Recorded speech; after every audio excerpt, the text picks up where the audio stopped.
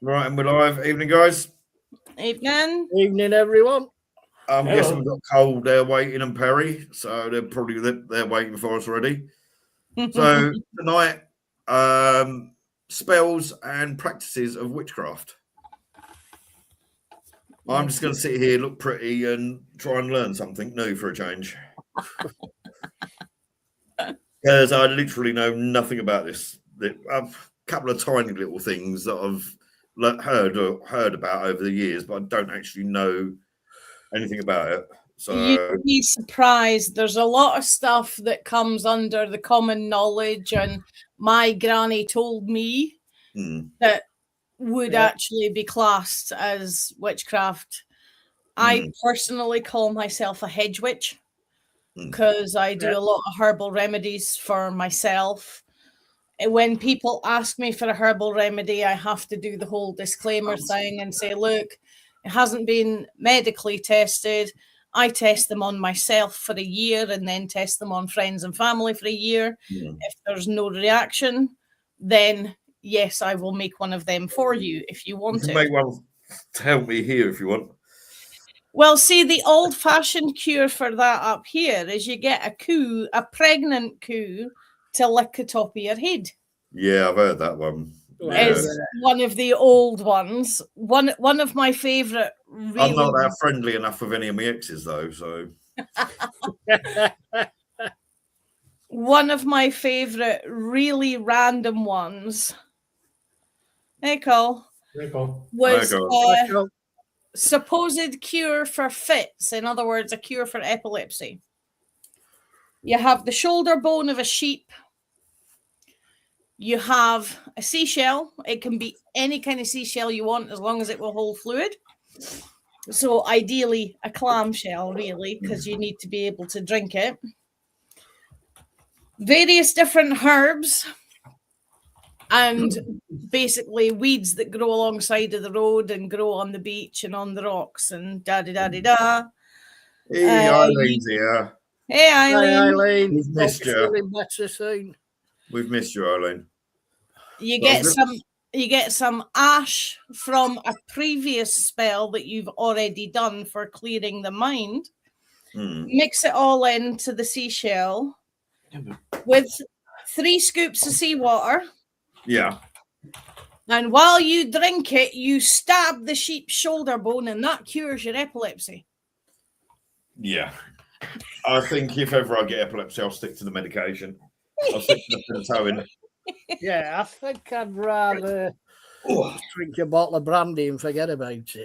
Well, the alternative is when you get a bad headache, you just find yourself a willow tree, cut off some of the bark and chew it. That's old? Well, willow is where aspirin comes from, so yeah, exactly. Is there? Look, is there? Hey, Bella. Hello. Hello. It's been a pain in the arse today. Right, while you're doing that, I'm going to go quickly grab my glasses so I can actually see what I'm doing. But yeah, there's all sorts of stuff. I mean, a lot of the folk, what they call old wives' tales, it's the old wise woman in the woods that tell the story originally, and it's just passed down through the oral history of whatever area you happen to be in. I really like the old ways. Yeah, exactly, Eileen. They are the root of today's cures. So it's amazing. I mean, foxglove, all the time when you're a kid, if you grow up rural, don't touch it. Don't touch it. It's poisonous. Da, da, da, da. Yeah. Yeah, they use it for heart medication. Yeah, digitalis. Yeah. And various other don't touch it, it's poisonous when you're a kid.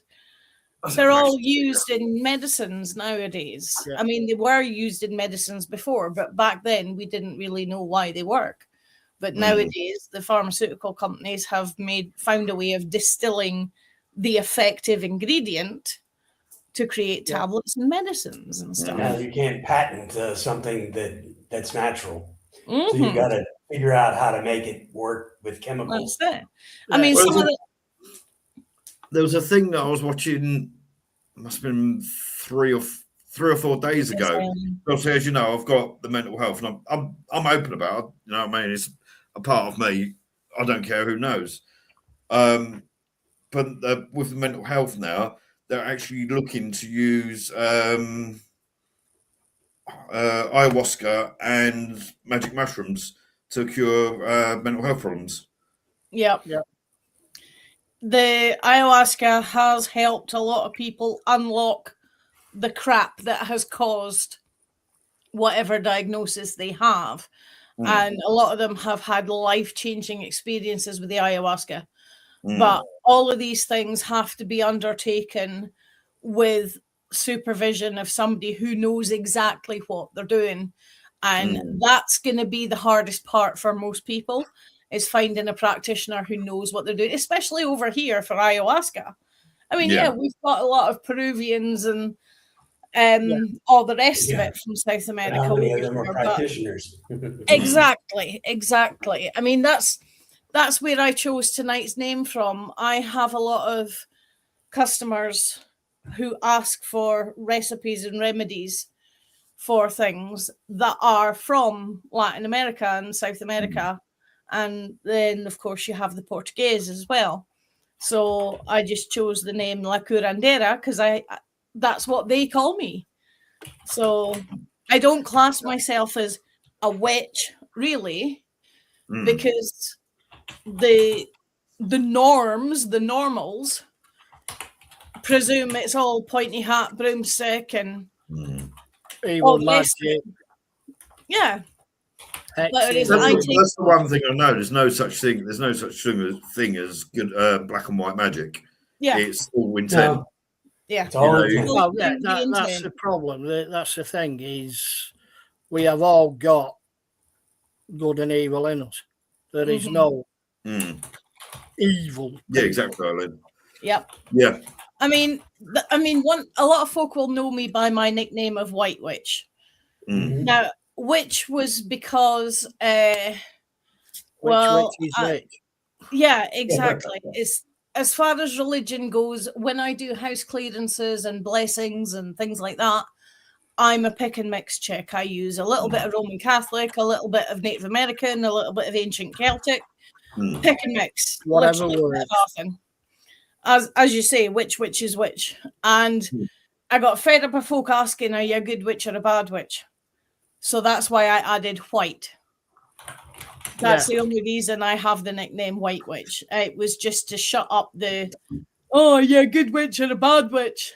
Duh. Yeah. I'm an evil witch. Come here and have a look at me gingerbreads. Yeah. It's like, well, why don't you give me a lock of your hair and you'll find out? Exactly. Yes. Yeah. So there's things I've never really looked into, like doing spells or anything like that. I've read little bits about it because I might have been flicking through a magazine and I've read something about it or whatever, but I've never like directly. I had like Hedge Witch and Solitary Witch about 25 years ago, but to be honest with you, other than a cursory look, I never really took any notice of them.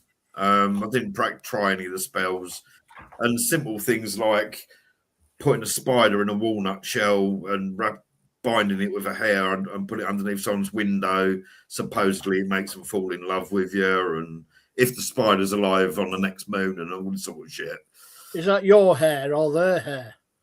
Mine, but it'd have to be a very small walnut. Yeah, it has to be yours to bind it. And previously, that's why I'm sitting here on my own then, obviously. If you go back into early medieval times, that's also how you bind someone else from using their powers. So it's like, okay, is it removal of choice, removal of power, or is it you love me? Eileen said, when I was regressed, one of my past lives was a healing woman. Yeah. See, that was the thing. We said this in the Witchcraft one. People be, my child's ill, my father's ill, my husband's ill, this has happened, that's happened, can you help me? They'd go and help. But then as soon as something went wrong, it'd be, well, it was your bloody fault. Yeah, you're the witch. So, and right up and as recently as what was it, the 1940s? I think Helen Duncan Yeah. 1940s or 1950s or whatever it was. You know, it was actually 1940s because Brexit. the initial arrest was still during the war. Yes. Well, she was the one who predicted the sinking of the ship, wasn't she? Yeah, a And She was mother. also the last ever person Being tried able for to know Witchcraft in that, Britain, wasn't she, I think? classified information. I Yeah, believe was she the last person in Britain to be tried as a witch? they rightly. tried to, but they couldn't do it that way because something on the statute of the law itself had lapsed. So they couldn't do her under fraudulent mediums because she was right. Yeah. So they basically held her on espionage charges, and Mr. Churchill went to visit her every week to talk over what his next moves were going to be. My granny's kitchen is blowing up. My pal, who's now one of my doorkeepers when I'm doing mediumship, his great gran is Helen. Will you stop chewing? Right. Sorry, I'm sitting here trying to do a live stream. She keeps chewing a bloody paws. Yeah. Voice. Yeah, chicken drumsticks taste better. Yeah. What you're saying there, Eileen, I know it's not just grannies and that. My mate's dad was exactly the same with things like netball and that. That cupboard there that you can just see the bottom of is full of Tupperware boxes of nettles, blackberry leaves, plantain leaves, dandelion heads. Tupperware finally becoming useful. Yeah. I have 2 kitchen cupboards full of various herbs and all sorts, including tree sprouts and everything. Pass me some. I've got myself some Rizzlers earlier. There's nothing that's illegal. I don't even have officer. I don't have any coca leaves, although I do have someone who could get me some. But I mean, again, well, even in here, going back to what we're talking about with the herbs and even in the living room, the herbs and all the medicines and that. The Amazon has been described as the apothecary, the chemist in the world, isn't it? Yeah. This is ashes from previous incantations and things. No, previous tenants. From somebody that pissed her off. Yeah, this is ashes that. Well, when you use black salt, you need ashes from previous successful spells. So, how do you know if your spell has been successful? Because this is one of the questions I've got. Do you believe in magic? Yeah. And my simple answer is no, because I've never seen evidence of it actually working. In that respect, I'm a real doubting Thomas. What the trouble is with people like me and Ian saying that, when they say, do you believe in magic? We say no. Is it because we're sort of expecting abracadabra, then suddenly the phone floats into the middle of the air sort of thing? You know? The way I do it is you do your intent things for, I mean, this is just random shit that happens to be lying around my living room, you know. Yeah. I don't I have stuff everywhere, including exactly, Eileen. That's the point I was trying to make. It's like with hexes. If you from, I don't know, say like the Caribbean or somewhere like that, or Africa, and someone says, I'm putting a hex on you, because they're brought up believing that hexes work, you subconsciously do something that causes the hex to work? And if you go, that's what I think it is. I think it's all belief based. Hexes are a load of dog bollocks. Someone I've upset casts a spell on me and I know nothing about it. Exactly. It's not going to work. But if someone's telling me I've cast a spell on you and everything I do that goes wrong, I put down to them hexing me. Yeah. Yeah. Yeah. And you'd be surprised how many people out there actually do.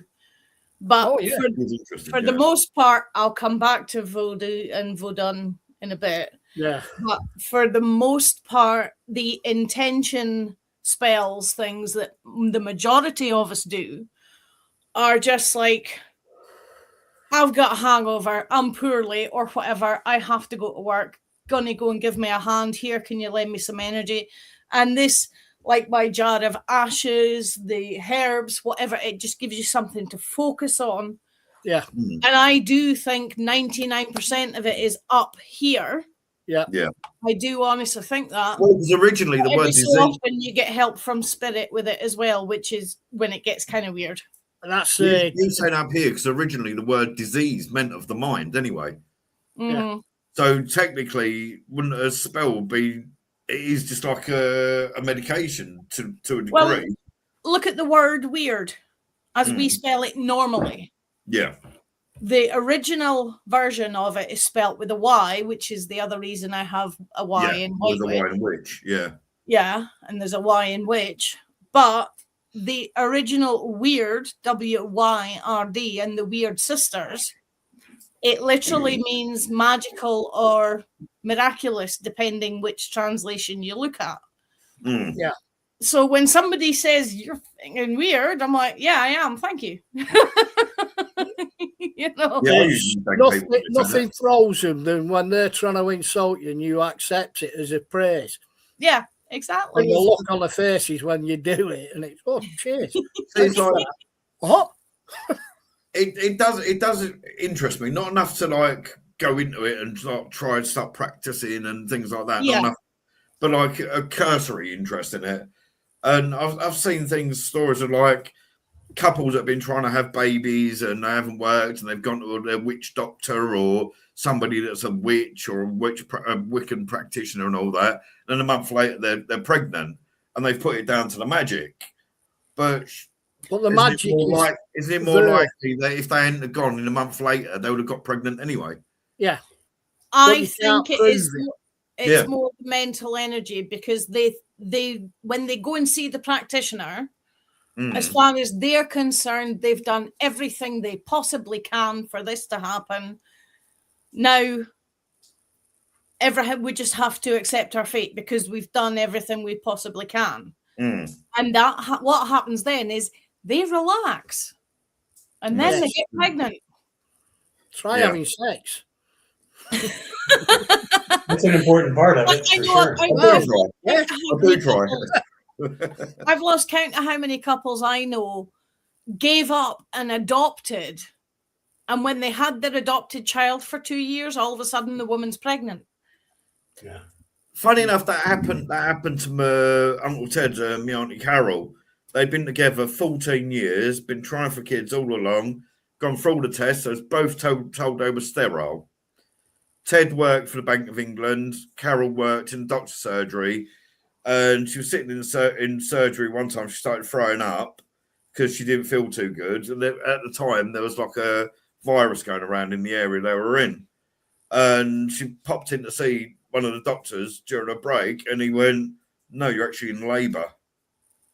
Holy! So, not just that you're pregnant, you're actually in labour. Bloody hell. She'd gone all the way. I've heard of one other case like that where they didn't know they were pregnant until they were actually in labour. Don't get me wrong, Carol wasn't huge. She was only about size 16, 14, 16. She weren't big anyway. But all the way through pregnancy, she'd had periods, she hadn't had cravings, she hadn't felt movement. And Ethan now, I think, Ethan's got to be at least 33 by now. He's a proper rainbow baby. And then the following year, she fell pregnant with Leanne. Yeah. So this is what my point is. It's like if someone goes to the like a witch, say, we've tried everything. We've tried IVF. We've tried doing it naturally. We tried doctors and all this. We can't. Can you help us get pregnant? And then weeks later, they find out they're pregnant. Likelihood is when they went to the appointment with the witch, they was already pregnant. Possibly, We just didn't know. Yeah, but like we've said, that power of positivity. is a massive, massive thing. Yeah. And if you believe, well, it's you put everything down to that happening. I want to win the lottery. I'm going to go out and do this, and then I win the lottery. It's all down to that. Don't work. Yeah. Well, exactly. no, it doesn't. I've not found the right spell yet, but You've got the law. You've got the law of three. So I want to try and win the lottery. I want to try and get. No, there isn't, Eileen. Thank you. Do a spell to get Heidi to win the lottery, and because I'm doing it out of the kindness of my own heart, she's going to get it threefold. She's going to win 3 lotteries, and then she can help me out by my reptiles. No. I have. Listen from Eileen. Is there a lineage of witchcraft in your family, Lynn? No, there isn't. But you're not a hereditary witch, then. I'm not hereditary witch. Hereditary mediumship and spooky stuff. But again, is that part and parcel of? That's what I've wondered because. Well, my great grandfather was Hindi at home, but if you asked him outside the house, he'd tell you he was Roman Catholic. He was married to a Scots wifey who was bog standard Church of Scotland. My grandma was brought up Methodist. My mum was brought up Methodist.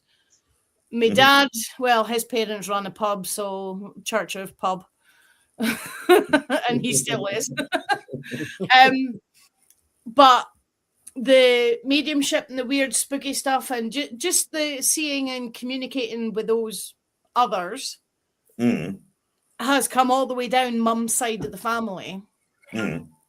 Dad's side of the family is, well, a couple of them reckoned there was a little bit of Romany Gypsy and a little bit of magic, and when they found out I was doing the cards and that, they were like, "Oh, you must have got that from me." No, wrong side of the family, honey. Romanies do really get Romanies and witchcraft really do get tarred with the same brush. Yeah. You know, yeah, they do. And I think basically there is a lot of the old Romany magic. There is a lot to that. Linking back in, if you link it back in with Northern Italy, you get the stregas, the old style witches that lived at the top of the hill in the middle of the woodies and yada yada yada. We built houses out of gingerbread and candy and yeah. But a lot of demolition work on them. I think the glucose level up nowadays. I think the tarry brush about Romany magic has come from, well, think back to how they were introduced to the UK and other countries. They're traveling. Romany, most of Norwich is Romany, to be honest. Yeah. If you go back originally, they're traveling like tinkers, basically, fixing your pots and pans, sharpening your blades. You know, they're traveling workers, really. And they speak a strange, mysterious language that we didn't understand, which in most cases is Romanian, Lithuanian, or some dialect from northern Italy. So, and the fear of... Sorry, it sounds like I've got a leak. Sorry, 2 seconds back. It sounds like I've got a leak. Hold on. Witchcraft. Well, if you're going to find it, if you're going to find it any day, you're going to find it today because it's been raining since 7 o'clock last night. Doesn't Glasgow? I'm sorry. Doesn't Glasgow have a relatively large Romany population? Yeah, it will have now. Yeah. But do you not think they also play on that as well? Oh yeah, I'm sure they do. I'm sure they do.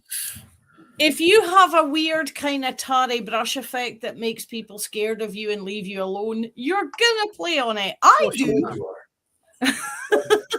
I ain't no Romney, but I play on the bit that a lot of people are scared of me because they think I can do stuff. Sometimes I wish I could do some of that stuff, but I wouldn't. One of my bloody shower pipes decided to start leaking, so after this I'm gonna have to phone up the emergency people. I think the most common you tried tenor for men. That's an idea. I don't think that worked on a shower pipe though. Or at least put a bucket under it for the duration of the show. Yeah, that's what I did. Yeah. Put back under it. Yeah. I think the most common one as well is if you get a gypsy offering you the heathers and you refuse them, that they're going to curse you. I can give you a story on that. Mm. One of my previous neighbours, she's passed on since, but at the time we didn't know she had Alzheimer's, but she wasn't diagnosed at the time, and there was only me and a couple other neighbours were witness to the strange things that she did. And she came banging on my door one day and she's crying her heart out, and I'm like, come in, what's wrong? She's like, oh, did they buy pegs off the Jippo wifey that was on the doorstep, and knew this has gone wrong and that's gone wrong, and she's cursed me, can you fix me? Oh, bless her. I mean, she was in her late 70s, early 80s. You never actually knew how old she was, because in all the time I knew her, I was given an age somewhere between along this 6-year bracket. So she was either 75 or 81. Yeah. You're of an age. I don't know feeling about tech. Yeah. But yeah, and she was utterly convinced something was going to happen, because I think her washing machine broke down half an hour after she turned the wifey away. And all I did was I went and got a smudge stick and I smudged her on the doorstep. I didn't do a full job. I just did a little bit just to placate her so that she felt better. And is that what a lot of witchcraft is? Is that what a lot of these spells and that are though? Because literally you feel that it's give you peace of mind, so you believe it's peace of mind to make it happen. If you've ever read Terry Pratchett, not yet. Not since I was a kid. The Witches. I've not Granny Weatherwax has got a great saying. It's headology. Yes. You get inside their head and they believe everything you say. Yeah. Whether it's true or not. And that's all a lot of it is. It's headology. That's not what people like Darren Brown and that do nowadays, isn't it? But the mentalists, though, they just get into your head and... Yeah. They plant suggestions there, but that's done with wordplay. Yeah, their observations are so good that you're like, well, gosh, how does he know that? How do you figure that out? And then you're going, well... Yeah, I had it with Gypsy Rose Lee once. When I first started, well, I said first start going out, when I was going out with my ex-wife, when we were teenagers. And we went to a steam fair. And she used to wear her grandma's engagement ring on her right hand. But she also had a plain gold band that I'd bought her. Yeah. And we were walking towards it, this Gypsy Rose Lee. She's outside the tent. And she's giving me, looking us over. And then she came over and she said, oh, I can see you've had a really hard life. But this guy, this one's the real one for you. Come in and I'll tell you. Oh, yeah. Girlfriend at the time, she was at the time. What the hell was?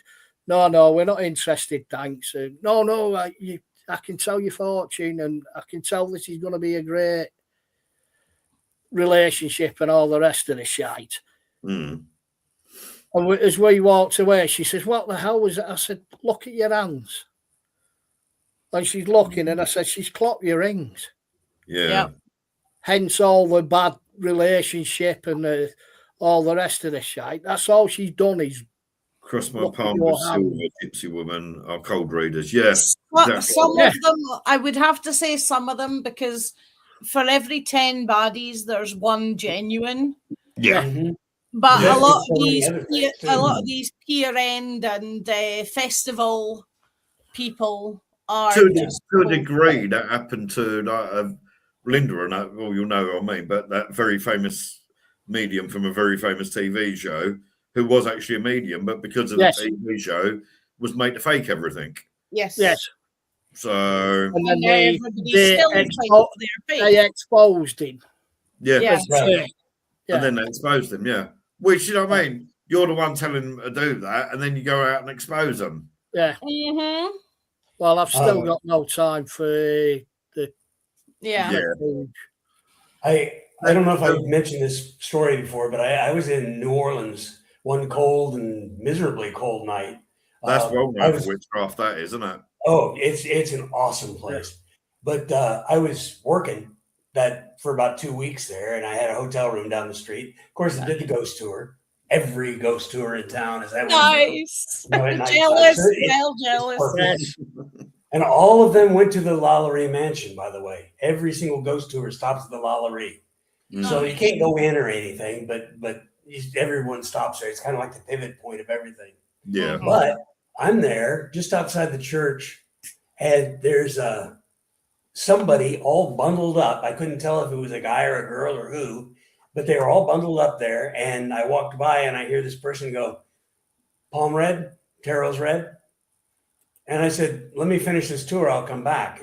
And it was a young girl and said, okay, well, right. Like she doesn't believe me. Yeah. So after the tour was done, I go back and sit down. I said, okay, I'm back. And she goes, oh, I've got stories for you. And we sit down and she looks at my palm for about 2 minutes. And then she pulls out her tarot and she starts telling me, well, the job that you've applied for, you'll get that. It'll come through and you'll be there for a number of years. Your adoption that you're working on will come through. And I didn't mention any of this stuff to her. Nice. But she's going through and saying, yeah, the adoption you're working on will come through. You'll get him permanently in the next couple of months. And it was December. I got him permanently in June. So nice. It was like, okay. And it was just amazing. Everything. I didn't answer any questions, didn't tell her my name, didn't say anything other than okay or interesting, things like that. Or anything like that. I've either said yes, no, or I don't know. Yeah. I've never given full sentences. No, never. No, not during the thing. And then after it was all done, we sat there and talked for a while. And she said, well, what do you think? And I said, well, pretty darned amazing. This, and this were all right. And she's like, okay. And of course, I paid well, gave her a really nice over what she was asking.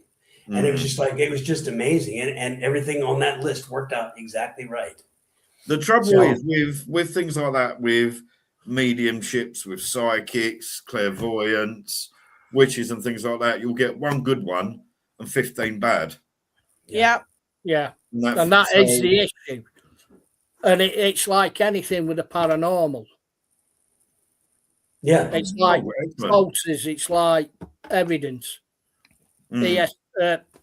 EVPs. Why does somebody feel the need to come up with fake evidence on a paranormal investigation?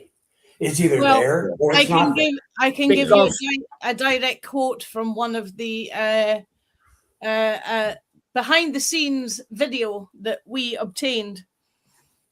I don't care if there's nothing here. Give me a freaking ghost because we're getting I've heard that. I've said this all along with him. You've got to make a series of programs. You're making 10 programs. Yeah. We know for a fact that you can sit there for 2-3 hours and absolutely nothing happens in the most haunted location ever. Well, look at it. I've been in this flat 3 years almost, and I had nothing happen until last week. Yeah. Well, I wasn't even talking about TV shows. I'm just talking about going on an investigation. Yeah.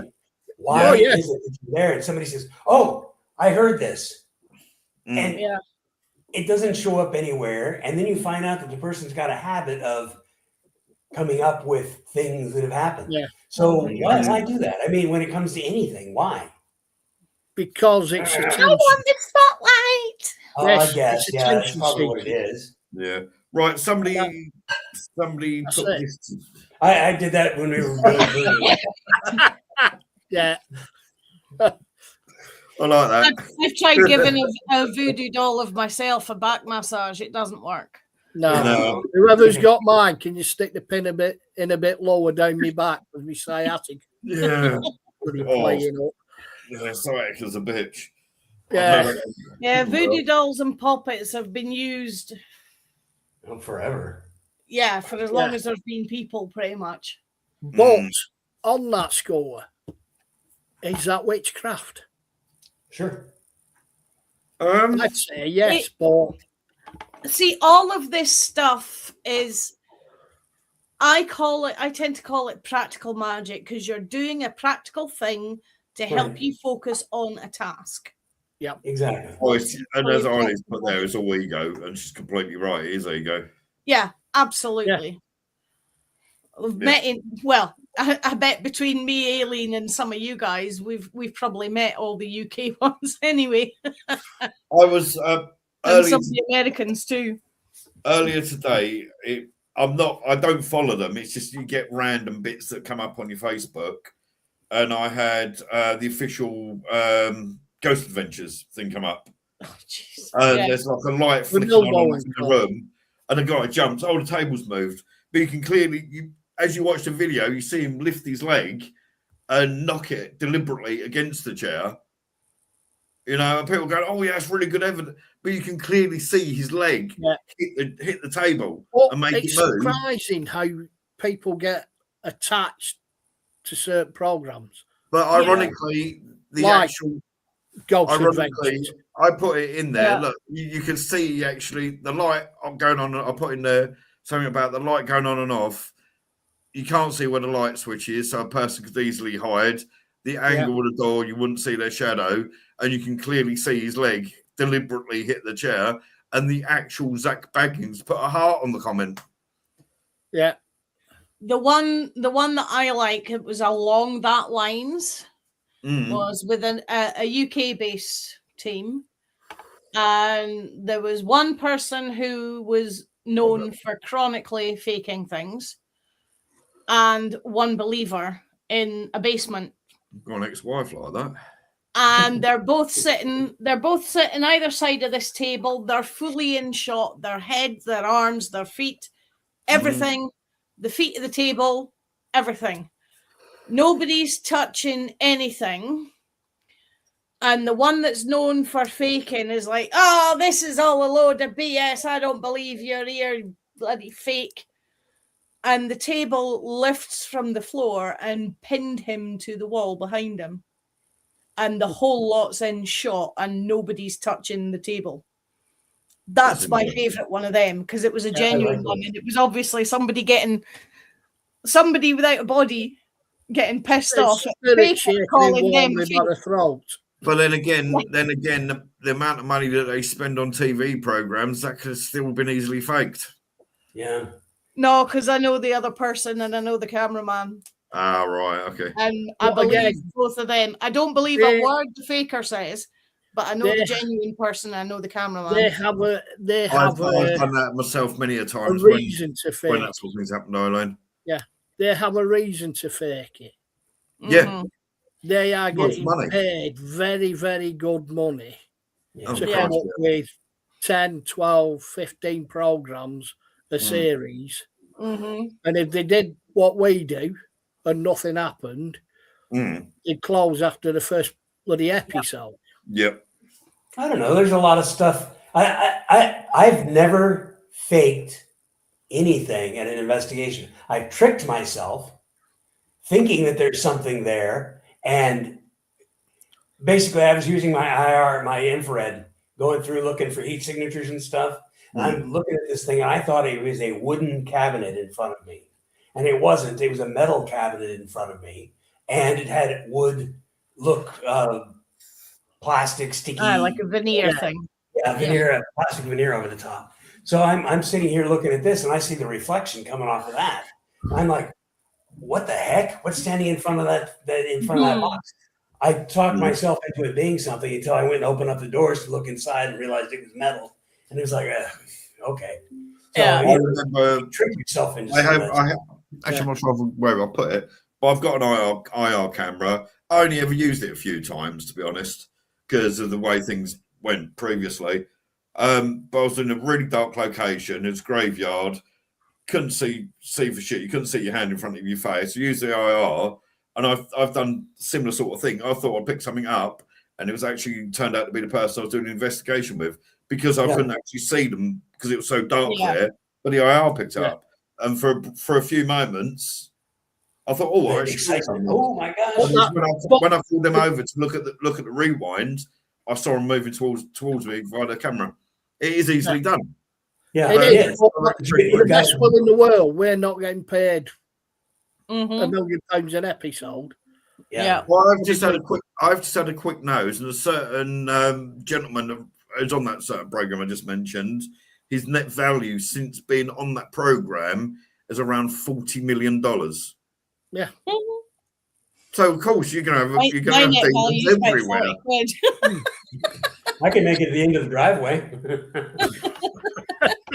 The amount of money I've got at the moment, I can just about put it outside my bedroom door. I had to take that old the joke trash when out I for was tomorrow little. morning. So It's like that old joke I remember from Mum when I was little. It's like, where are you going on holiday? Are getting back. Yeah. What's the last Maybe the living room.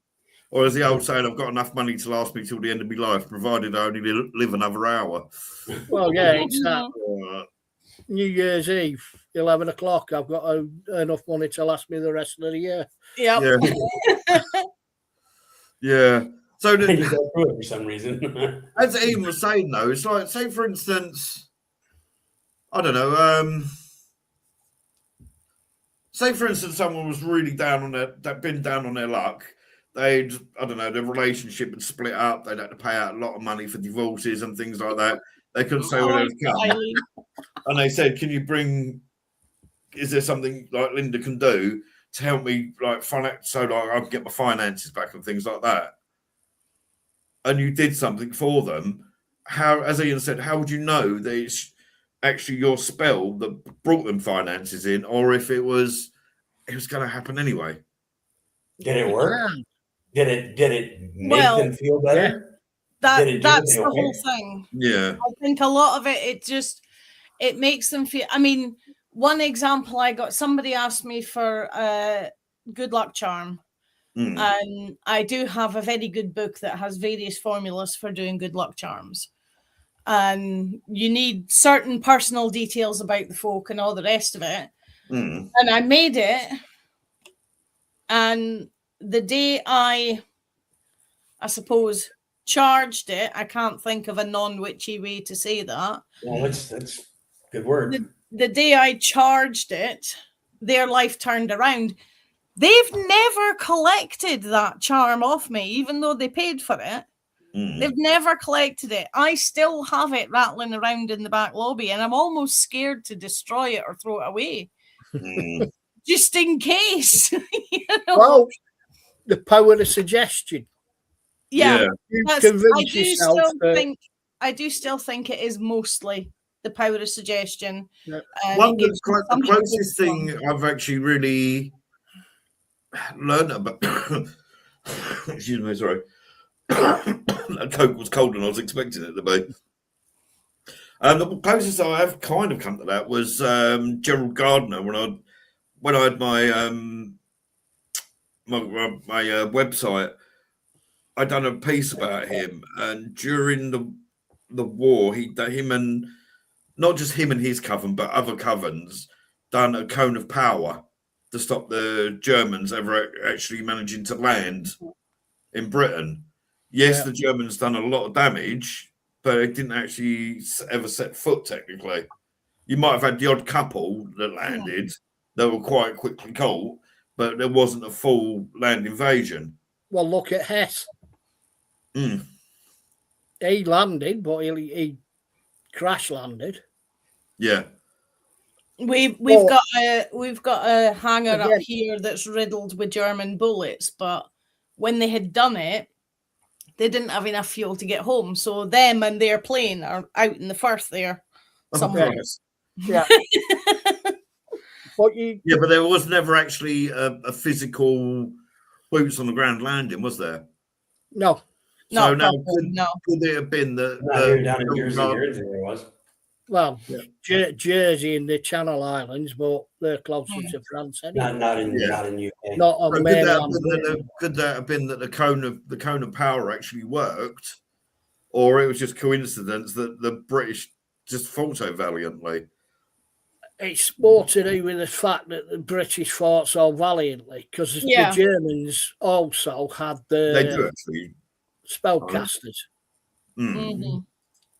They also dabbled in the occult and things like that. Oh, Jesus. They had an entire department looking for them. Exactly.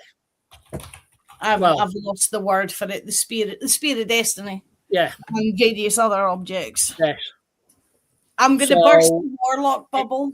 I mean, the German infantry, the bloody belt says God in with us, basically. God is with us. Yeah. Yeah. Oh, yeah, because in one of our live streams, before Linda joined us, we did mention about the Black Sun organisation that they had. Yeah. So, and that was very heavily into looking that sort of thing, because there's rumours that they tried reanimating witch is bigger than your witch.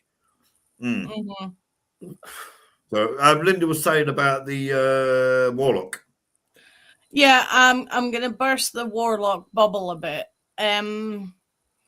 Traditionally, the etymology of the word, it comes from Old English werloga, which means oath breaker, deceiver, or traitor. Liar. From were, covenant, faith, and loga, liar, originally applied to the devil. It evolved in Scots to mean a male practitioner of witchcraft. Or man in league with evil, later popularized in literature as a male witch. A politician. But a witch is either male or female. A witch is female or male. It doesn't matter. Yes, exactly.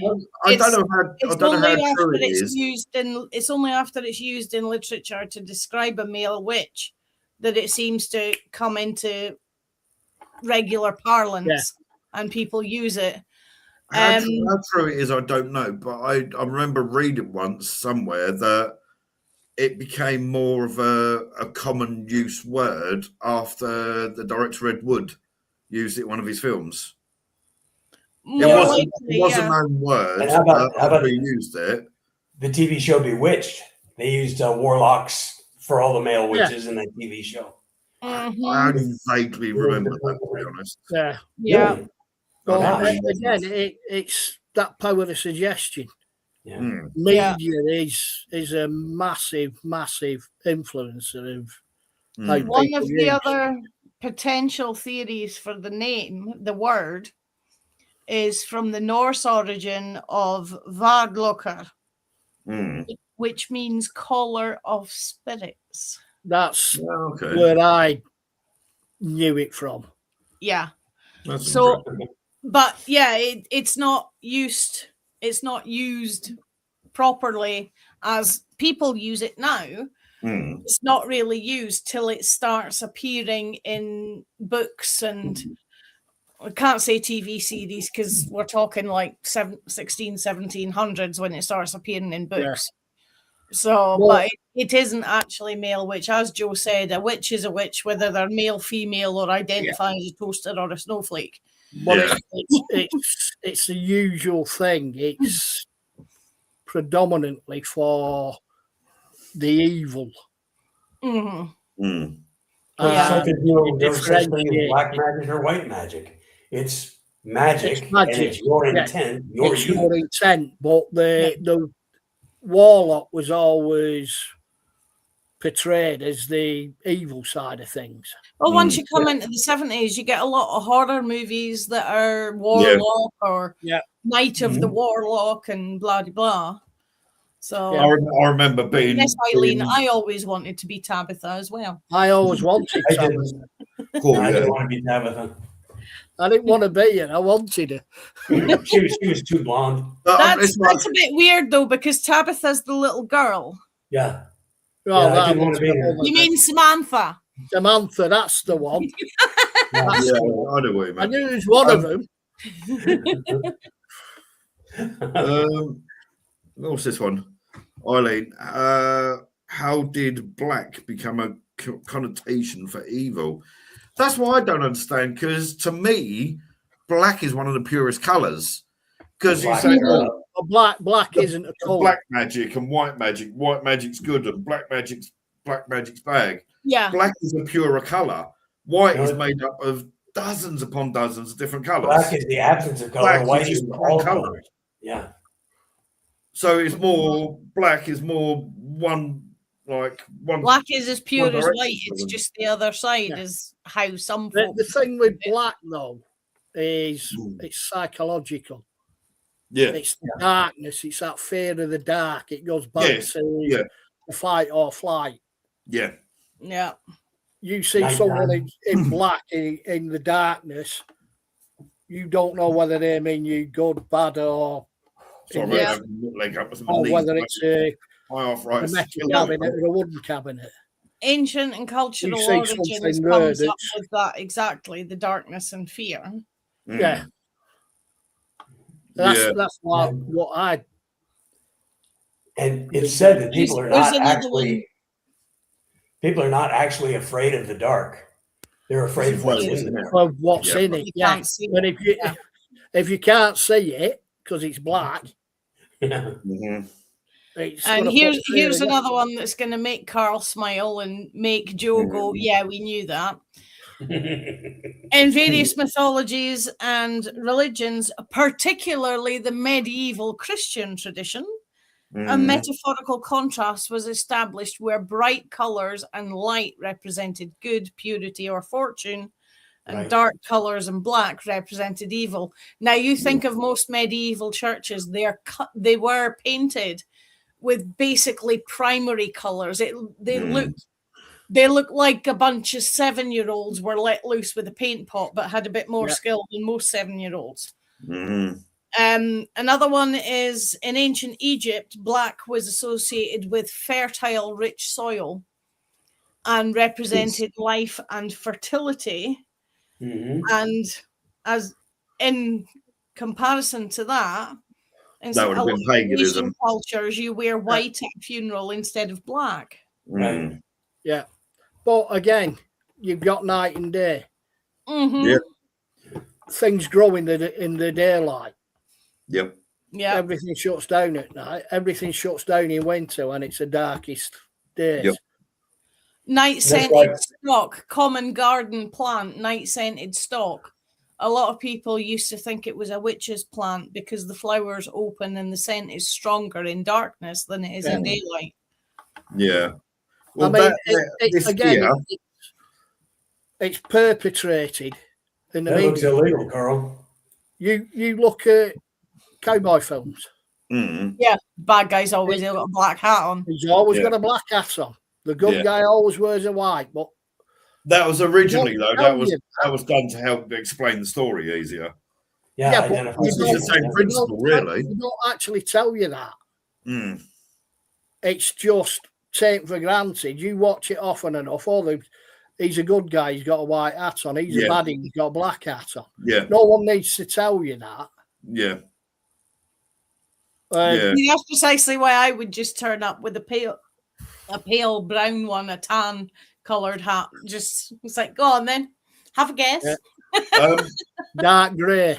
As I was saying, this here. I don't know where that can be seen, but this here is the closest I've had of any dealings with witchcraft. The wife of a former friend that we shan't mention.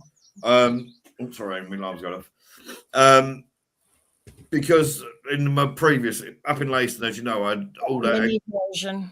Yeah, because I had so much activity where I was always worried about my father coming through, and that's one thing I don't want. And if my depression gets really bad, I was worried that it'd come through. So that was made for him. I don't know exactly what's in there.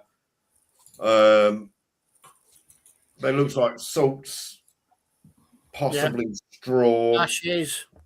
Yeah, ashes, salt, straw, and white beeswax by the look of it. Herby bits and wax and pebbles and crystals. Yeah, that sort of thing. But to be honest with you, is it psychosomatic? Yeah. Is it like when you give somebody a placebo tablet and they go, "Oh yeah, my headache's gone, my arthritis is great." You know, is it actually me that's stopping him coming through? Is it the fact that because he knows how much I hated him, he isn't even going to try and come through?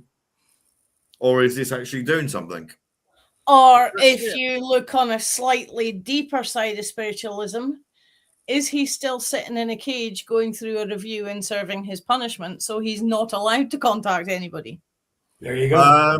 He's actually, before she died, he actually did come through to my mother.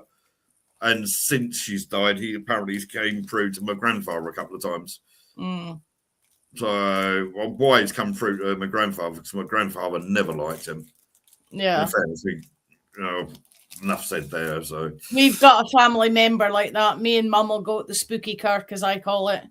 And they'll be like, "Oh, I've got such and such here," and they'll start describing him, and both me and Mum will be sitting there going, "Fuck off, not interested, go away." Put a bit of incense on. So I just want to tell you, not interested. Yeah. Do one. It's like, you can tell me, as in the lady or the man who stood talking to you. You can tell me if you want. It's nothing against you. I just don't want that person communicating because I know what they did. Yeah. And it's way too late for apologies now. Well, exactly. Even I wouldn't have accepted an apology anyway, to be honest, but that's beside the point. Being over in France, Joe, there's a lot of stuff over there. What's it like now with the witchy stuff? Similar with ghosts and all the rest of it. Just not a whole something lot. that's not really spoken about. There's stuff. I'm sure there's stuff in the background, you know, and there's people who do this stuff. They talk about witchcraft. They do all this stuff as they have for hundreds and hundreds of years. Yeah. But you don't see any of it on the surface. There's loads that are up where I used to live, Eileen. Absolutely loads of them. Cove Life was amazing. Loved Cove Life.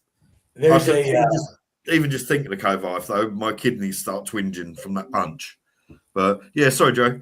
There's a paranormal tour that went around last year. And they hit all the big major towns, you know, once every week or so they'd hit another town.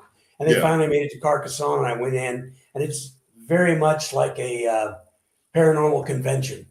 You know, they've got all the booths set up, and they've got talks going on in the back room, and you know, that kind of stuff. When you pay your ticket, you can go in and see everything that they've got. I went and saw it last year. It comes around again on the 1st of February this year. It'll be here in Carcassonne again. But from what you said, though, it's pretty low key. It is. It's very low key, but it was very well attended. I was very surprised. Just a weekend, Saturday, Sunday, and walked in, and it was very well attended. It was so crowded you could barely move around. So that kind of makes me go, huh? Is it just the curiosity, or is it, you know, really, is there really an interest in that stuff and nobody just talks about it because they're afraid of being pointed out or something as being strange? Yeah. You know? Because I know I'm strange. I talk about ghost stuff all the time, and people just look at me and go, "Oh God." Well, I'm strange. that again goes back to what we were talking about. When someone calls you strange, when you say thank you. Thanks. Yeah, cheers. I'm happy to accept that. Yeah. I mean, I've been doing investigations and stuff. If you're normal, I'm glad I'm investigation since '87. Yeah. So I mean, I've been doing this for a long time. One of the other ones I come back with was, why would you want to be a clone? Yeah, exactly. Why would you want to stop being goth years? That's what I've said before. That's why I stopped being goth years ago. I had the hair. I used to do my black nails, everything. And then I was walking down and I saw two people with exactly the same T-shirts on I had. I thought the whole point of being goth is to be individual.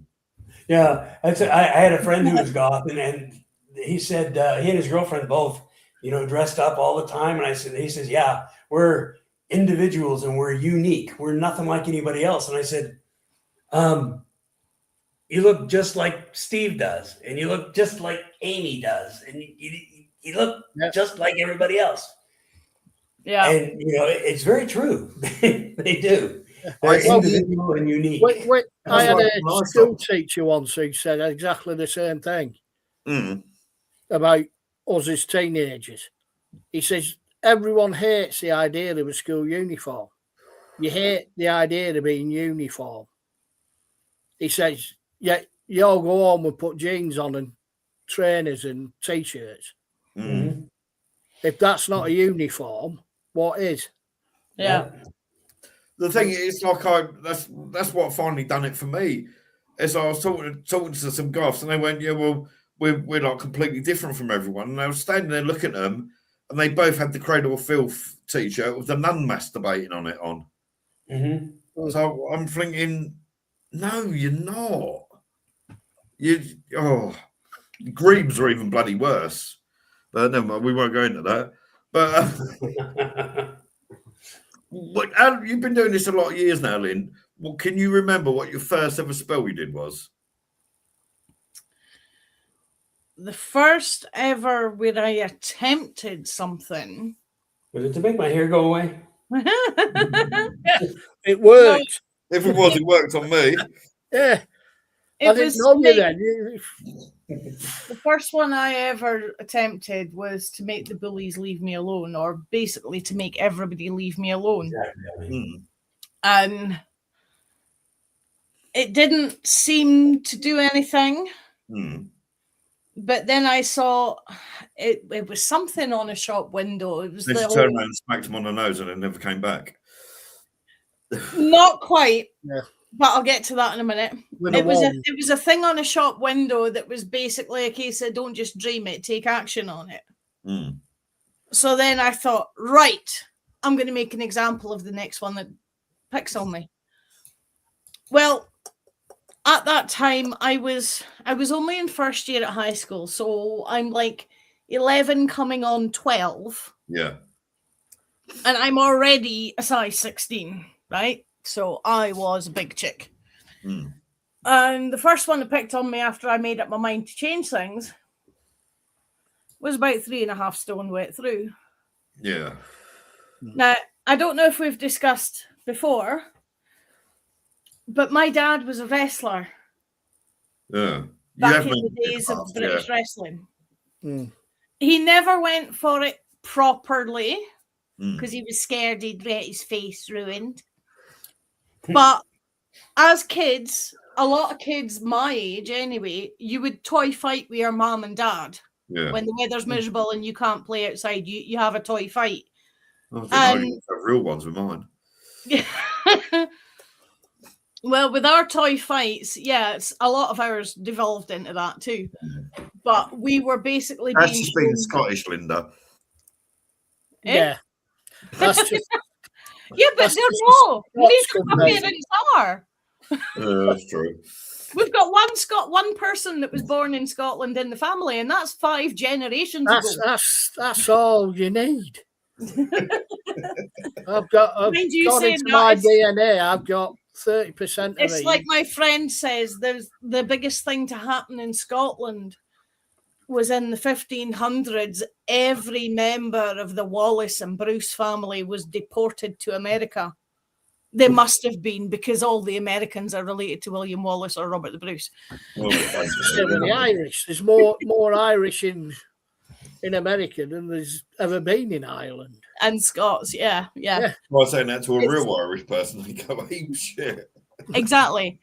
It's like when they turn around and say to me, it's like, oh, my great granddad 27 generations ago was Scots, so I'm Scots. And I'm like, my great granddad 2 generations ago is from Sri Lanka. Do you hear me saying I'm from Sri Lanka? Yeah. Kind of hard to pull off, I think. So anyway, Anyway, this one that picked on me after I decided to change things. They used to sit behind me on the bus and tie my hair on the handle of the chair.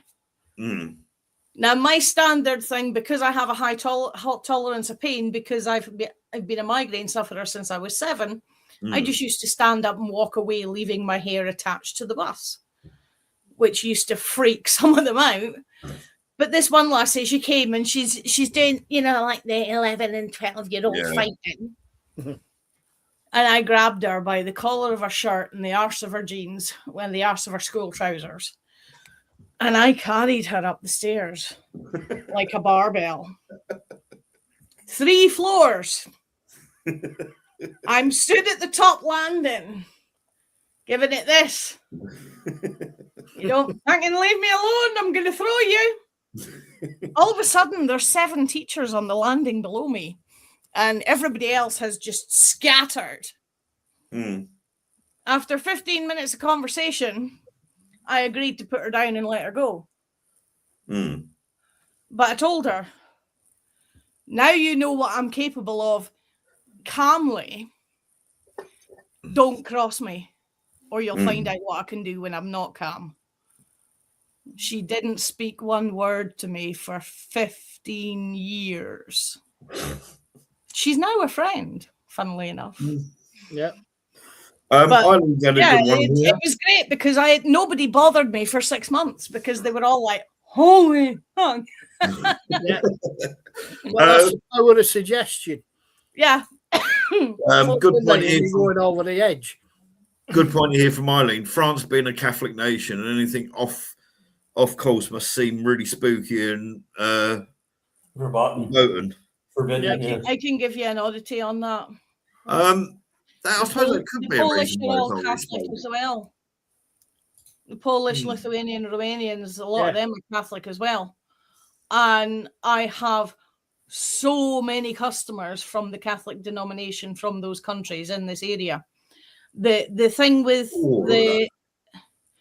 the foreign Catholic nations that are over here, once you have one successful appointment with one of them, you end up with 30, 40 following them. It's word of mouth with those kind of people.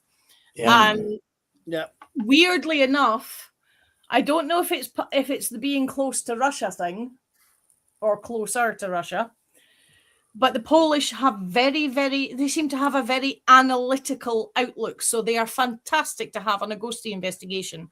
Yeah. Because Wilhelmina blogs doing the end of the street. It's like, oh my God, I can see a ghosty. But the Polish dude for doing the corner is like, well, no, actually, it's a reflection for that car that just went up the road. So 6 6.5 really. Yeah. Right. This picture. Yeah, I put the picture up. You guys were talking about spooky churches.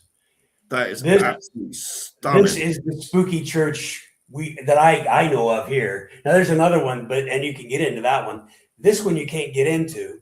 It's in an abandoned town. The only person that lives here is a caretaker, and that's it. You walk up into this town, and they will chase you out. They'll call the gendarmerie and have them come and chase you out if you're not leaving when they ask you to. I don't know the story of the town. I've looked into it a bit. I've looked into the history, and everybody just sort of got up and left. And there's reasons for it and things like that. But this church, every time I see this church, I feel something not behind the door, but to the right of the door. Yes. There's something inside to the right of the door. It's just sort of standing there, whatever it is. And it's just like, oh, I want to go in there so bad. I really do. Can't you chuck a few francs to let you in? No, the friends that I have that are also interested in that church, they can't get in either. There's something that nobody's allowed in. I've been told that they still do church services there, but I've never known when. When do they do it? What's going on? Because I'll show up. That's always a good way to get into a place when it's still an active church. Yeah, but why do they still do church services there if the whole town is a ghost town? That's my question. I mean, the whole town is a ghost town. Now, there's another town next to it. Let me see if I can remember the name of that. Hold on. What if it's a little town? It's just a little ways away. Satanic church. I don't think it is. I think it's it's not got that vibe. No, it doesn't. No, it's not got a bad vibe, but it's weird. The whole town is empty, yet they still use it for services. It might be like some of the places up here where the village is being abandoned, but there's still loads of farmers out round about. Right. Oh, we've got a few places up here where you'll have a church and a cemetery, but there's nothing around it for 4 miles. There's no town. Yeah. Right. It's all the farmers out and about. And this it's part of the town called Opole. And Opole is right in the area, and Opole's just as small as this town is, but it's just not very far away. But it's just an interesting. The Opole is a little bit to the southeast east a little bit. But it's just stunning, though. It is. I love that place. And we've talked about it quite a bit. And every time, now they've gone up there 2 or 3 times. And when they've gone up there, they've been chased out every single time. Nobody will even answer the questions. Nobody will, answer anything. It's just, go. You can't be here, go. And it could be that it's all private land now and they don't want you there. I mean, that's obvious. Yeah. But again, there's that side of suggestion. Yep. It's the forbiddenness of it that drives the intrigue. It makes you want to go there more, doesn't it? Oh, yes. The human brain doesn't do, don't. Well, I say don't think of the colour of your front door. The first thing you do is think of the colour of your front door. I can't remember what colour. Did you know there's a website where you can buy one of the many thousands of abandoned villages across Europe. Villages and ghost towns for sale. Whoa. So it's village.io, all one word, .com. I'm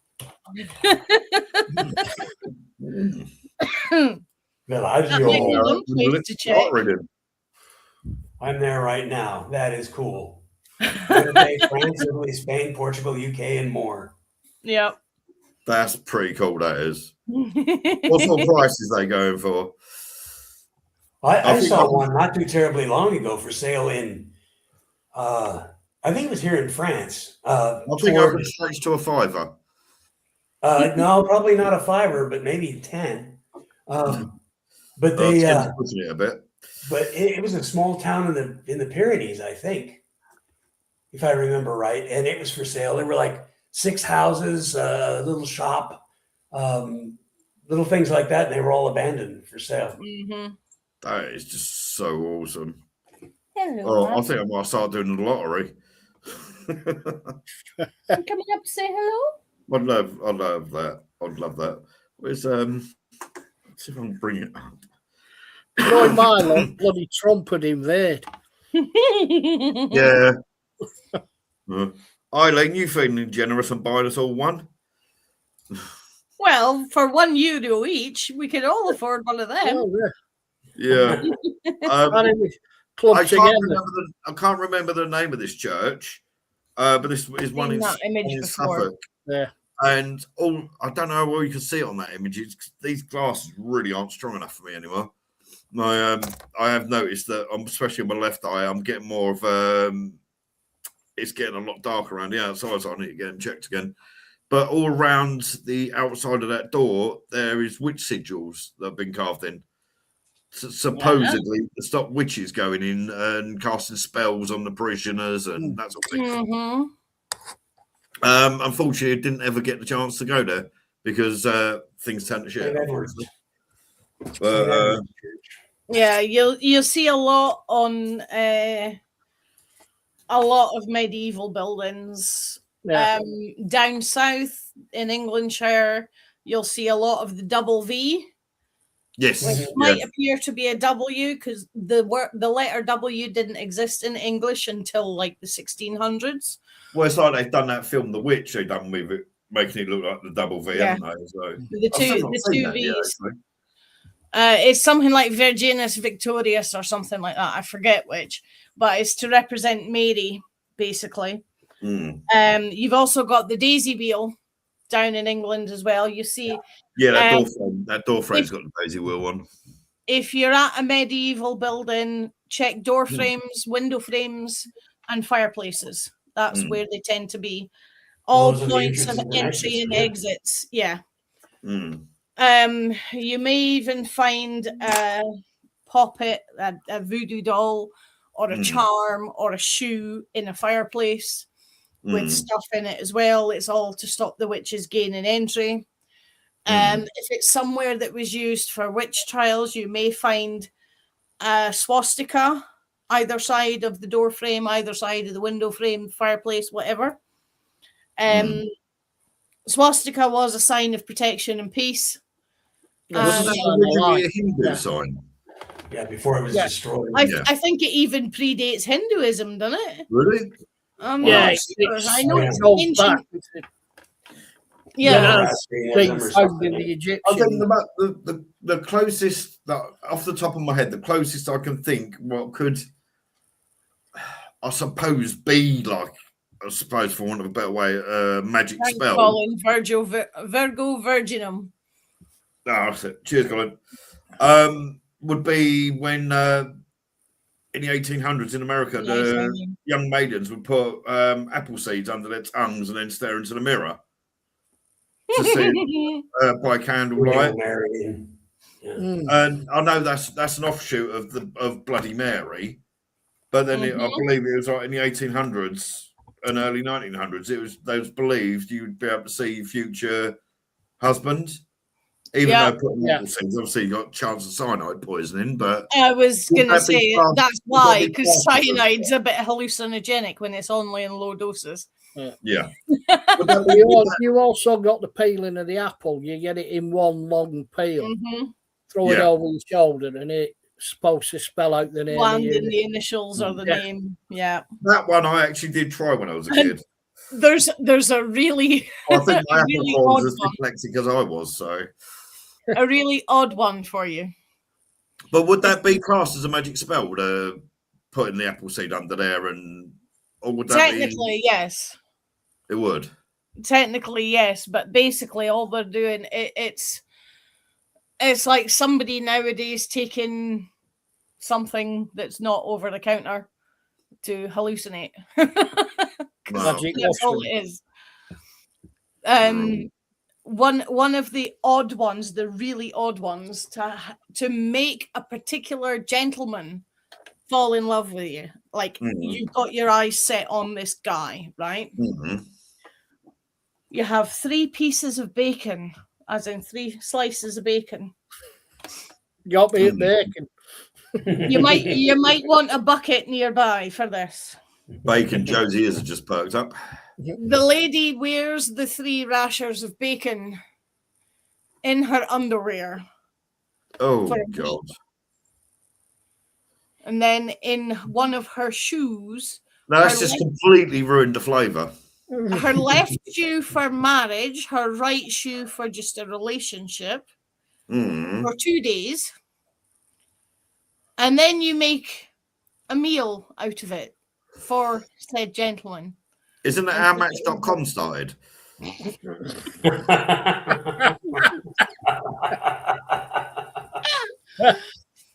Another one is you take said bacon and nail it to the door frame of their house. Finally said she's got where they can't see it, excellent. so it will attract. Well, you hang bacon outside your front door. See what it attracts. Yeah. Oh, exactly. Christ. Jesus. There's I so think many I'd things rather have your witch's bell, Eileen, than there's so many things I can say about that one, but we're live streaming at the moment, so I won't. She come to say hello today. Hello, I've got my wrong glasses. I need reading glasses. It's just let me go get my reading glasses. It's something I've just seen.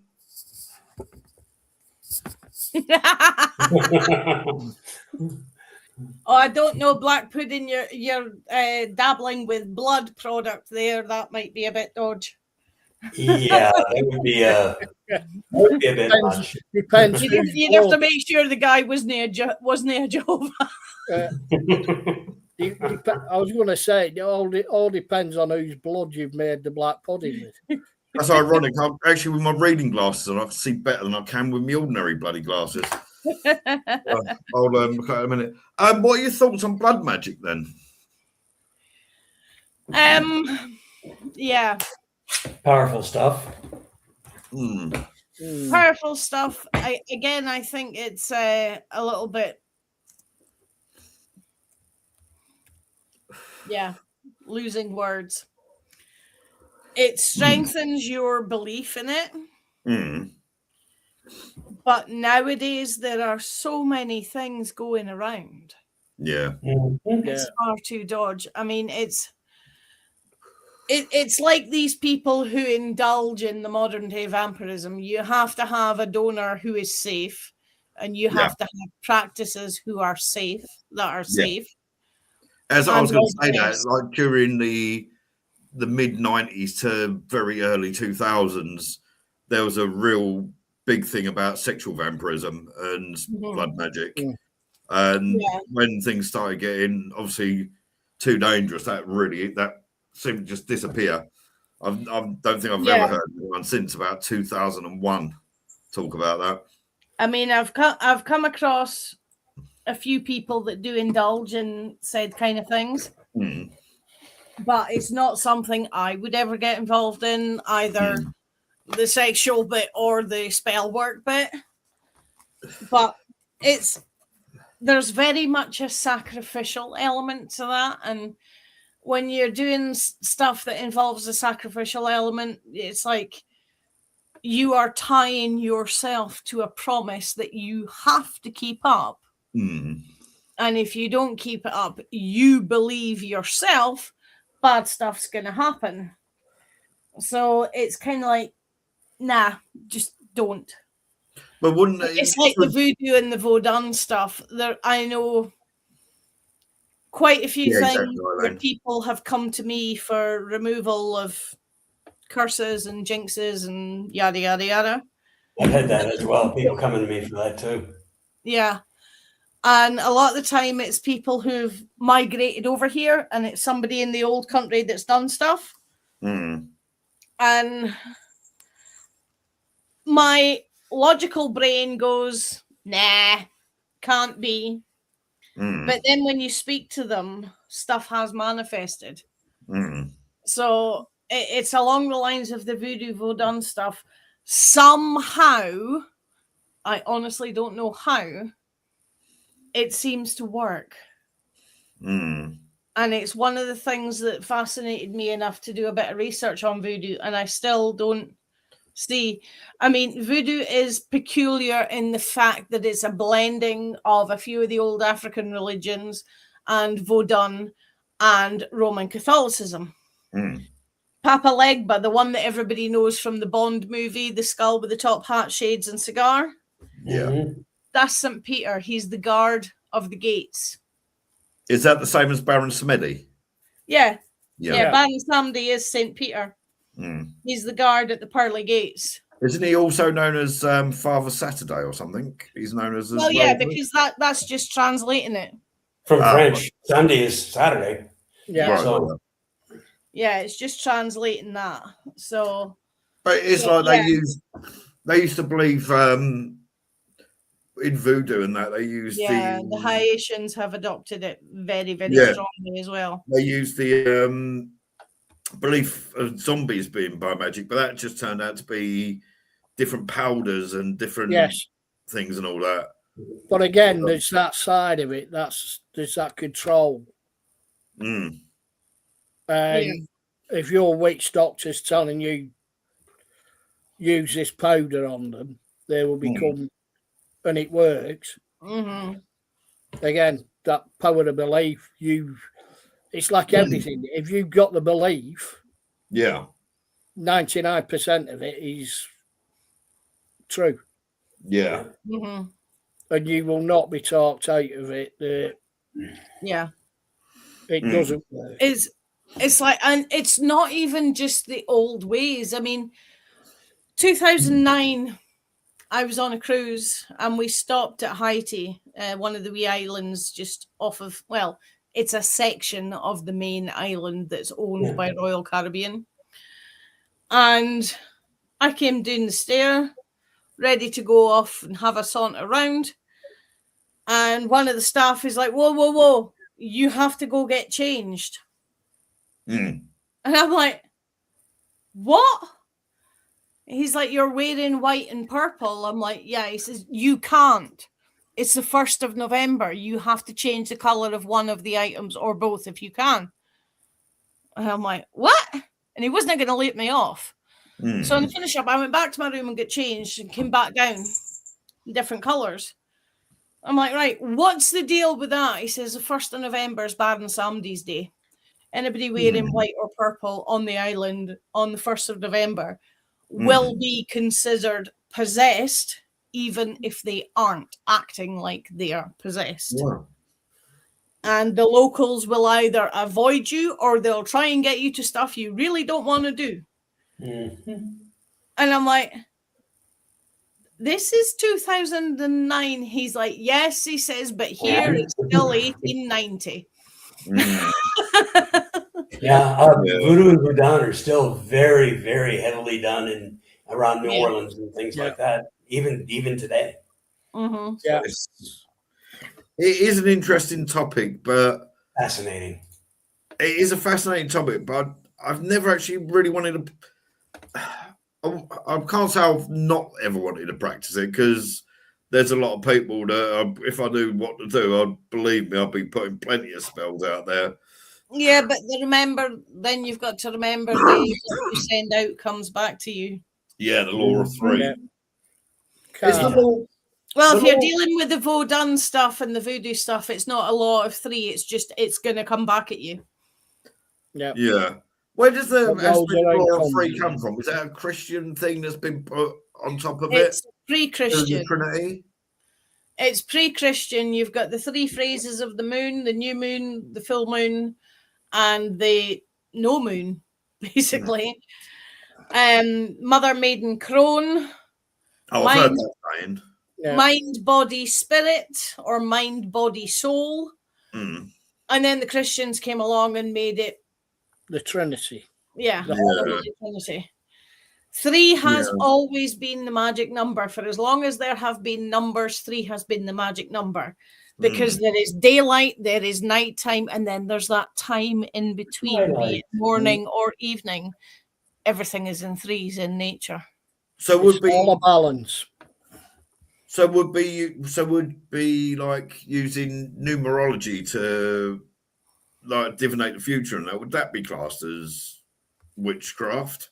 Yeah, witchcraft practice. A lot of the norms would class anything other than a documented doctrine religion as witchcraft.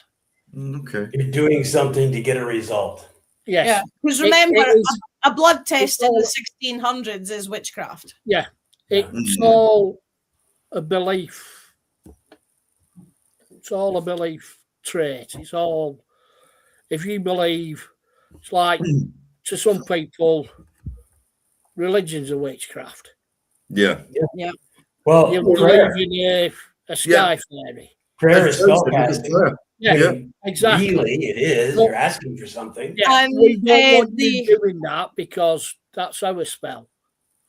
And communion is transmogrification. Yes. This is my body. This is my blood. I don't know if that was just an echo, but I thought I just heard a female voice come through your camera then, Linda. Oh, weird. 127. Yeah. it might have been just it might have just been a camera. I did hear a slight distortion of some kind, but I don't know if it was from the computer or if it was from here. Yeah, that's why I'm not sure. We'll have a look at that. But going back to Ian's point, though, how can you prove? Even Eileen said garbled voices. Eileen said she heard garbled voices as well. That's interesting. I'm wondering if, though, it's where a few of us were talking and it got mud. Yeah, it couldn't pick it up. The audio couldn't pick it up. We'll look at it back anyway. But yeah, as Ian was saying, how can you know yes, it's intent. Yes, it going to see, like if I came to Linda, for instance, and said, can you do this? And okay, here's the magic spell. Right, it's going to be fine from now on. Mindset will be right. My mindset will change my life completely. So I do things that lead that way. It's faith. That's exactly what faith is. Yeah. It's belief that what you're doing is doing what you want it to do.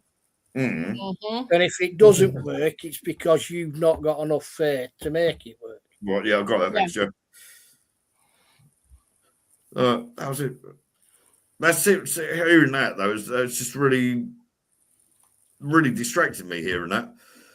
But in fact, Eileen, I don't know if Perry and Cole were still there. I don't know if they heard it. I don't know. It might have been Elsa doing something in the background, or no, she's curled up on the floor having a snooze now. It could be Bella because she's fidgeting around like. No, back there saying some sort of a spell to to get you to bring her more food or something. No, she hasn't really been eating lately at the moment. She's been really funny with her food at the moment.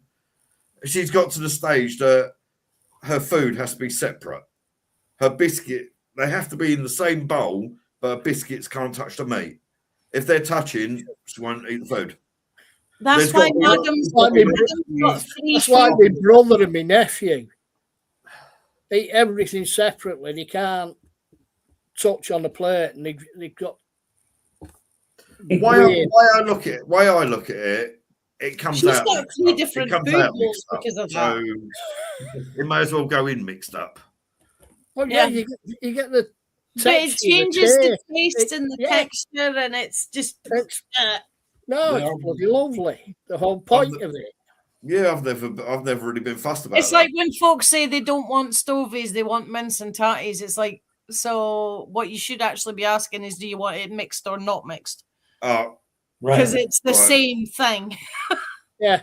Cole didn't hear anything because he was busy cooking. So, yeah.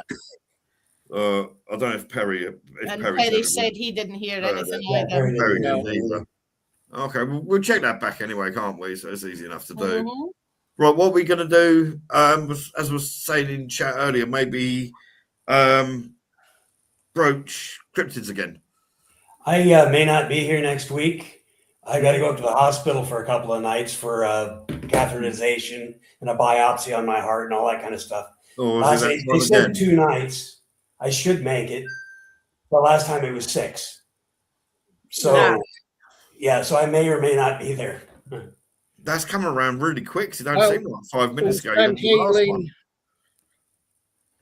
it was a year and a half. Was it really that long? Yeah. Jesus. Mm. Mind you, I'm expecting one for me through the door at any minute now. So, but because Christ, this July will be 2 years since my heart attack. Yeah.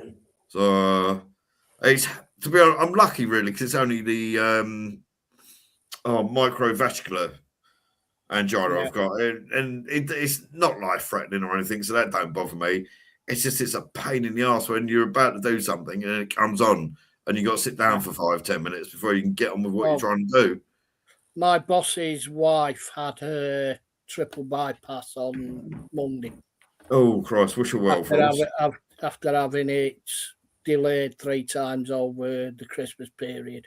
Oh God. From Eileen, all best wishes for your procedure, Joe. Yeah, they're just going through my elbow. It's easy, painless, the whole 9 yards. So that might have been here. She's just gone to the living room door, and she's staring into the bathroom. Which is where the previous resident actually died. I was going to say that's where your resident lives, isn't it? Mm-hmm. He's literally ears forward and like half ready to run in there. Yeah. We'll check that back then. If I can, I'll rip the audio and see if I can clean it up a little bit with Audacity. I can't believe it's been 1.5 years since you was last at your procedure, though, Joe. That's gone really quick. Yeah, my other doctor, the transplant doctor, she's up there going, I don't know why the other doctor hasn't talked to you yet. I mean, it's been a while. Usually it's every 2 years. And she goes, but your other doctor hasn't even talked to you. Usually it's 3 months, 6 months on for one and 6 months on for the other. You know, like the equinoxes and the solstices. And this one is kind of like, she hasn't said anything to me since I met her the first time. Yeah. So I can't get rid of my doctor's surgery at the moment. I've got to go for an ECG next week. Because they're overreacting. I don't need one because I haven't got a heart. No, my lord just brain. So hey, yeah. Well, the GP surgery has phoned me every single day since they reopened after Christmas for one thing or another. 2 of them are completely unnecessary. Another one is being dealt with in the hospital, so there's no reason for them to actually phone me. We had to take Kai for because obviously. When Kai was a baby, he got ill. We rushed him to the hospital, and just by sheer luck, they had a monitor on him, and they found out he had actually 2 holes in the heart. And we took him the other week for his regular thing and all that. Because we'd seen was about 4 years ago, and the second hole was almost fully closed, and the first hole was almost there. But of course, he's got the autism and the ADHD. He went in there, and it was a completely different doctor to the one that he knew. So, of course, he started stimming. And then rather than trying to help him, the doctor said, well, if you don't get on the bed now, I'll get some people in here to hold you down and I'll lock the door. Oh, yeah, that would help. I'll put you on your back. I absolutely, me and Heidi were in a blazing row because I went ape shit there, to be honest. And there is stuff being done about it. I was about to say that is an official complaint with proper. Oh yeah, there is official complaint being done about it, and apparently he's done it to other parents as well. So, but somebody might only be dealing with adults from now on. Then hopefully, we'll only be dealing with a UB40 from now on. What's this? Arlene's just said. Have you experienced any tissue transfer? Idiosyncratic donor tendencies, Joe? No, not at all. I do get a little more emotional on some things. That's your man, a lady's heart. So I get a little bit more emotional on things that I normally wouldn't have. And it's not anything that I really notice, but it's Joe's just there. secretly transitioning one bit at a time. He started with the heart, and then he's got to work his way up. Yeah. That's it. I have a friend who hated Marmite and hated peanuts, and they had a kidney transplant and other stuff done, and now they love Marmite and they love the Marmite flavor peanuts that you get now. I had another friend who got a transplant from you hear that about transplants and things, don't you know? Yeah.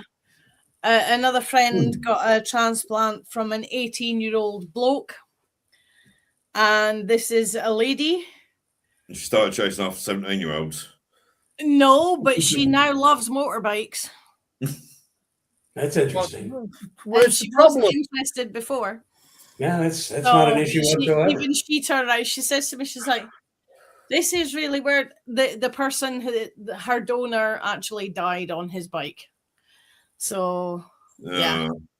And she's now loving motorbikes and everything associated with motorbikes, but not racing. But the whole being out in the middle of nowhere, clearing your head on the road that the boys do. I've still got He the wants scar to, but she's slightly. too scared to try it. I've still slightly got the scar because obviously with the diabetes and you everything takes longer to heal. Where the camera went in, I've still got a slight scar in there, and that's been well over a year since I've had that done. But laying on the bed, watching the camera going up my arm and into my heart, and watching the screen, it was fascinating. Yeah, you should see when they do my heart. They're doing the scope sitting here right above me, and they bring the thing in. It goes into my heart. It looks like a little snake, and they go snap, snap, snap. It looked absolutely fantastic. It was really made. It was a better TV program than when I had my colonoscopy. Put it that way. Right. The only thing I've had like that has been a colonoscopy. Watching that DVD was a load of shit. I had a barium meal years and years ago. Yes. And the guy turned around and says to me, he says, "Swallow." I'm like, "I have done." He's like, "No, swallow." And I'm like, "I'm talking to you. I have swallowed." And he turned the screen round and there's this pocket of the stuff sitting here. Oh, and he's like, "How are you able to talk?" And that's how we found out that one of the valves. Hiatus hernia. Yeah, hiatus hernia. Oh, right. I didn't know about that. Yeah. I just know the valve, instead of going like that, goes like that. Yeah. I've got hiatus hernia. Instead of the tube going like that, where it goes into the stomach, it's like that. And it forms a pocket around and food sits there. Oh, no, my pocket's just here. In my throat. Well, mine's in my throat. I got diagnosed. I was having real bad reflux and everything. Yeah, that's why I had the barium meal. Yeah, I had the barium meal and everything, and it was right. You'll get the results. I got called to see the doctor. I walked into the doctor's surgery. and the lads are sat outside who I work with, sat outside in the car. Walked in, I said, I've come for my results. Waiting room full of people. And the receptionist says, oh, yeah, doctor's told me, just come over here. So I thought, something's not right. We got to the end of the counter away from everyone. And she said at full volume, you got a hiatus hernia. I says, what am I supposed to do about it? Well, no, you've got a hiatus hernia. That's all I've been told to tell you. I said, am I supposed to get any medication for it? And I said, no, that's it. Got I walked out the surgery, walked to the car, and the lad said, you got hiatus hernia then? I said, we heard that out here. Jesus. And everyone in the surgery's looking at me like, she might as well have said, I've got bloody galloping gonorrhea. Which is the worst kind. Oh, yeah. It gets around everywhere at speed. God, no. I remember having my colonoscopy and having to take that medication beforehand. Isn't that great? God, that stuff is brutal. Yep. Jesus Christ.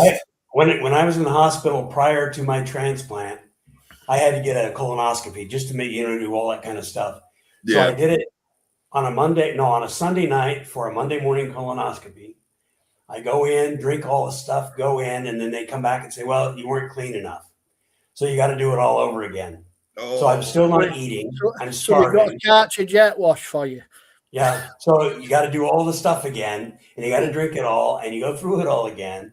And then they do it, and that's fine. They found a couple of polyps, and they removed them.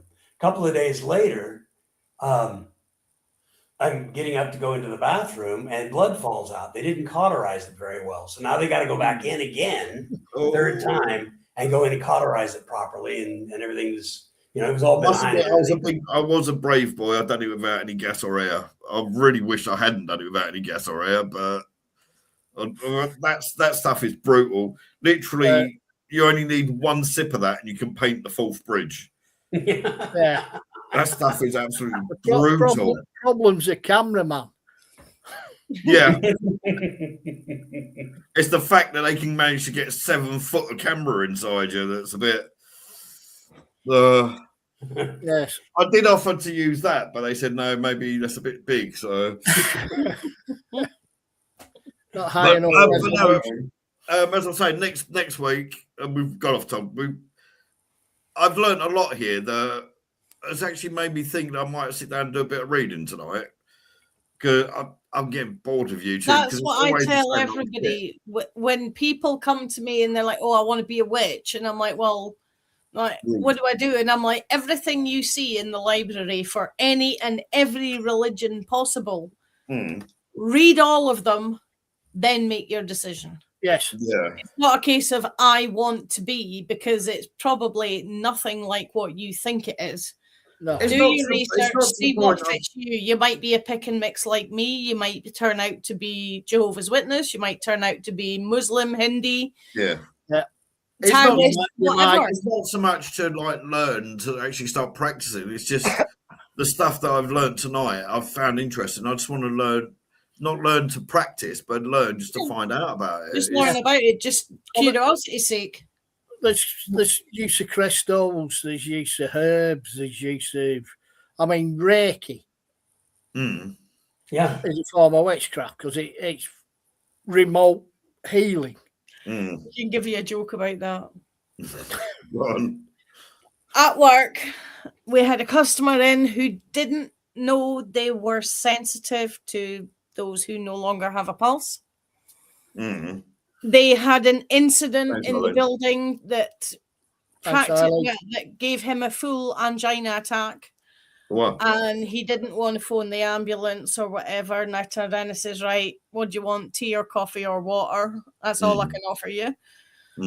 So give him a glass of water. And I did my thing where I'm just imagining energy going from me to the person and taking the bad energy away off of them. And his wife turned around after 10 minutes. She's like, she says to me, "You're putting out some mean Reiki symbols." I'm like, "Am I?" And she's like, "Yeah." She's like, "Where did you do your Reiki?" I'm like, I wouldn't know a Reiki symbol if it smacked me about the face. I'm doing what I've done since I was 4. Yeah. Since I was 4, if one of my friends fell in the street and hurt themselves, I would go and do my thing. And it's just what I've always done. And then it's like, "Oh, you're sending out some mean Reiki symbols. Where did you learn Reiki?" I'm like, I don't even actually really know what Reiki is. I've never looked into it myself. This new age. If you can pay 25 quid on the internet to become a fully registered master, it's remote healing. Snake oil. Again, yeah. I had a friend who was into it. It's similar to what you've just described, Linda. And she started doing it on this lad. Didn't tell him what the hell she was doing. Just started giving it all this round. Will you fuck off, you weird? She thought she was helping him, and it was just like, what the? Didn't talk to her for about a fortnight after. Yeah. Weird, that one. Well, that's it. I turned around and said to the guy, I says, "Look, how are you with spiritual beliefs and things?" And he's like, "Open-minded." And I'm like, "Are you okay for me to try a bit of healing on you to make you feel a bit better?" He's like, "As long as you don't touch me." I says, "No." I says, "I'm not going to touch you physically. Don't worry." And that's all I did. Is I usually have my eyes closed, and I'm at least this far away from their body, and I just let my instinct tell me where my hands are going, but I don't touch the person at all. The funniest bit is when it's a kid, when it's a young kid who's still open to the whole world, you can tickle them from 9 feet away. Yeah. You just go like that, and you see them go, and then they turn around and they're like, what? My I ex-brother. remember something like that from when I was a kid, actually. Sorry, go on, man. Go on. Yeah, ex-brother-in-law, he's died now, God rest him. But he was the same. You only had to look at him and do that, and he'd be... Just the thought of someone tickling him. He'd be the other side of the room and talking to someone, and you'd go... I would get them to stand with their back to me, and I wouldn't tell them what I was doing. I would just say, "Tell me when you feel me touching you." And I'd have them stood with their back to me, the other end of the room, however big the room was. And the funniest thing was a friend of mine, she was having a go, but she was drunk. So she was having a go, but I knew she didn't mean it. And as she walked away, I just went, like you're pulling somebody's hair. And her head went back. She was 15 feet away from me. But as I say, she was drunk, so her borders were completely down because she was drunk. There's actually a magic trick very similar to that. It's like about the power of suggestion. You sit with your hands on the table, and you have a false hand put down the side, and you have one of your hands put behind your back, and the false hand comes out your sleeve onto the table, and they hit the false hand with a hammer, and you can actually feel it. So it is to a degree that is like with the magic. It is suggestion. To some extent, when I see someone in a movie getting injured, certain injuries, I feel it. Yeah. You know, like the old sash windows, and it drops on your hand. That's the worst. Like, I actually had that happen when I was a kid living in Leytonstone, and that does bloody hurt. So there she is, also. But no, sitting here thinking, it just reminded me of something that it weren't magic as such. It was like more of a old wives' tale. I remember when I had a headache as a kid, my nan would put a match behind my ear and she'd say, concentrate, do not let that match fall. And the next thing I knew, my headache was gone. Because I was so busy concentrating on the match, not moving, I forgot about my headache. Yeah. So what Ian was saying, a lot of it being what we've said in general tonight, you know, magic being the power of suggestion. One of the other old wives' things is if you had a wart on your hand, up here anyway, I don't know if it's an England thing as well. If you've got warts, one of the old ladies, one of the neighbours or whoever, take it off you. Take a penny and rub it on it and then say, right, I've bought your wart. Yeah. And it seemed to work. But when you look at the wart removal stuff now, it's got copper in it. It's got salicylic acid in a copper base. So it's like I think here in Essex, if you have a wart on your finger, you just don't go on that date again. Ew. You killed Joe. I want no second date. Yeah. It's ribbed. Right. Well, we're up to the 2 hour mark now. So, as I said in chat, what about reapproaching? Because Linda hadn't joined us when we done our cryptids before. I don't think. I don't think so either. Like you said, there are hundreds that we've not touched on. And going to the thing you found online the other day, this is a cryptid. Yes. You're a cryptid. You're about to lose your finger. Yes. She looks like she's put a load of weight on, bless her. That's all them mics. She's all puffed up. She's actually lost a little bit of weight, but she's all puffed up and her coat's a lot thicker now than it was last week. Well, my poor old Freddie is he just don't learn though, Freddie. She's not happy. She's had to use her tray 4 days this week because the ground's too hard to dig. In fairness, Freddie, if I get to the point of like, Freddie, shut up, you're not going out, he will use the litter tray, but at the moment he's out. She was going out and coming back in 10 minutes later, giving it meow, meow, meow, meow, meow, meow, meow, and going standing and looking at the trays. And it's like, well, I can't do anything about that. You just have to use your tray. The ground's frozen. You can't dig it when it's frozen. Yeah. And under 6 to 8 inches of snow. Yeah. Actually, I reckon Freddie will probably come back with more cuts and bruises on him. But it's his own fault. It's the one he same needs cat. to stay away from that one.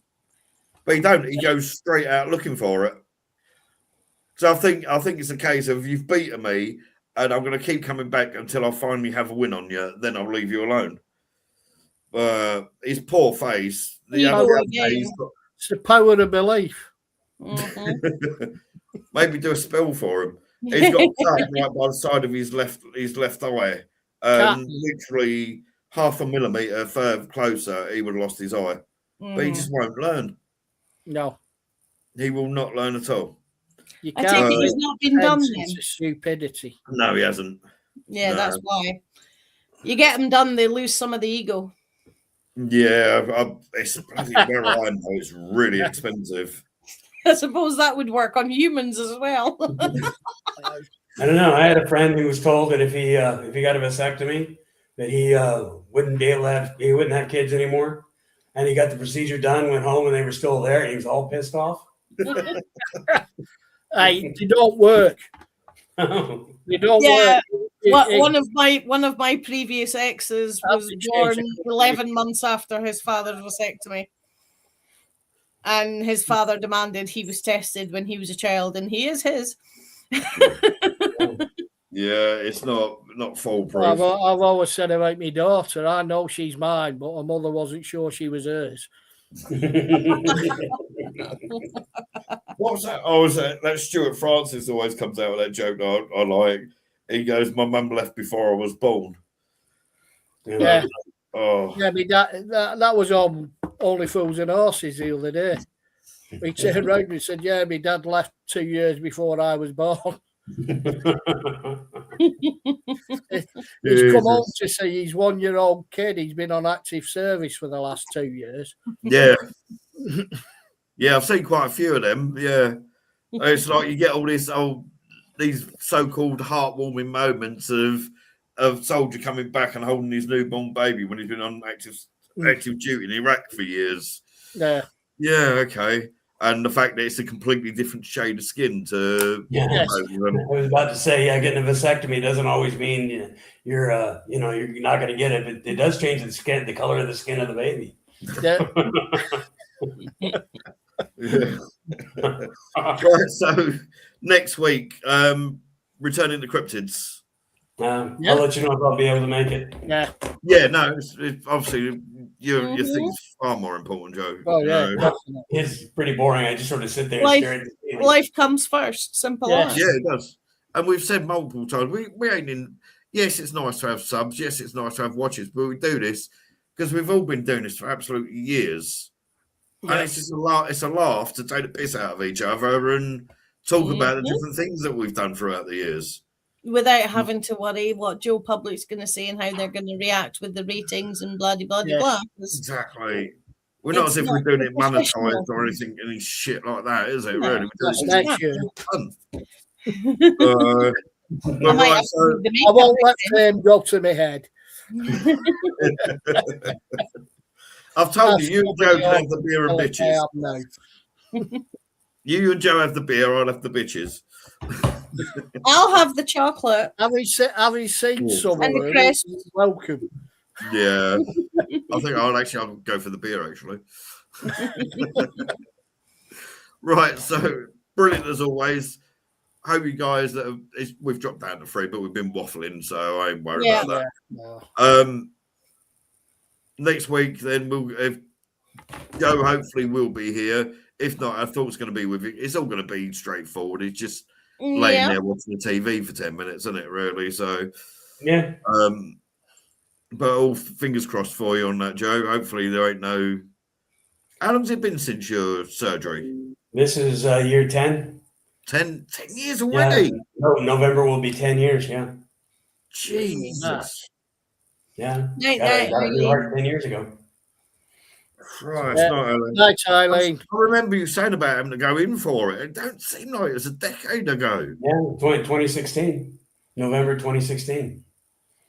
I don't know if it's my memory or if it is true that when you get older, time just goes faster. Oh, I think it's when they when stuff happened at CERN one time. I think they just put us in a different time stream. Yeah, we're going much faster.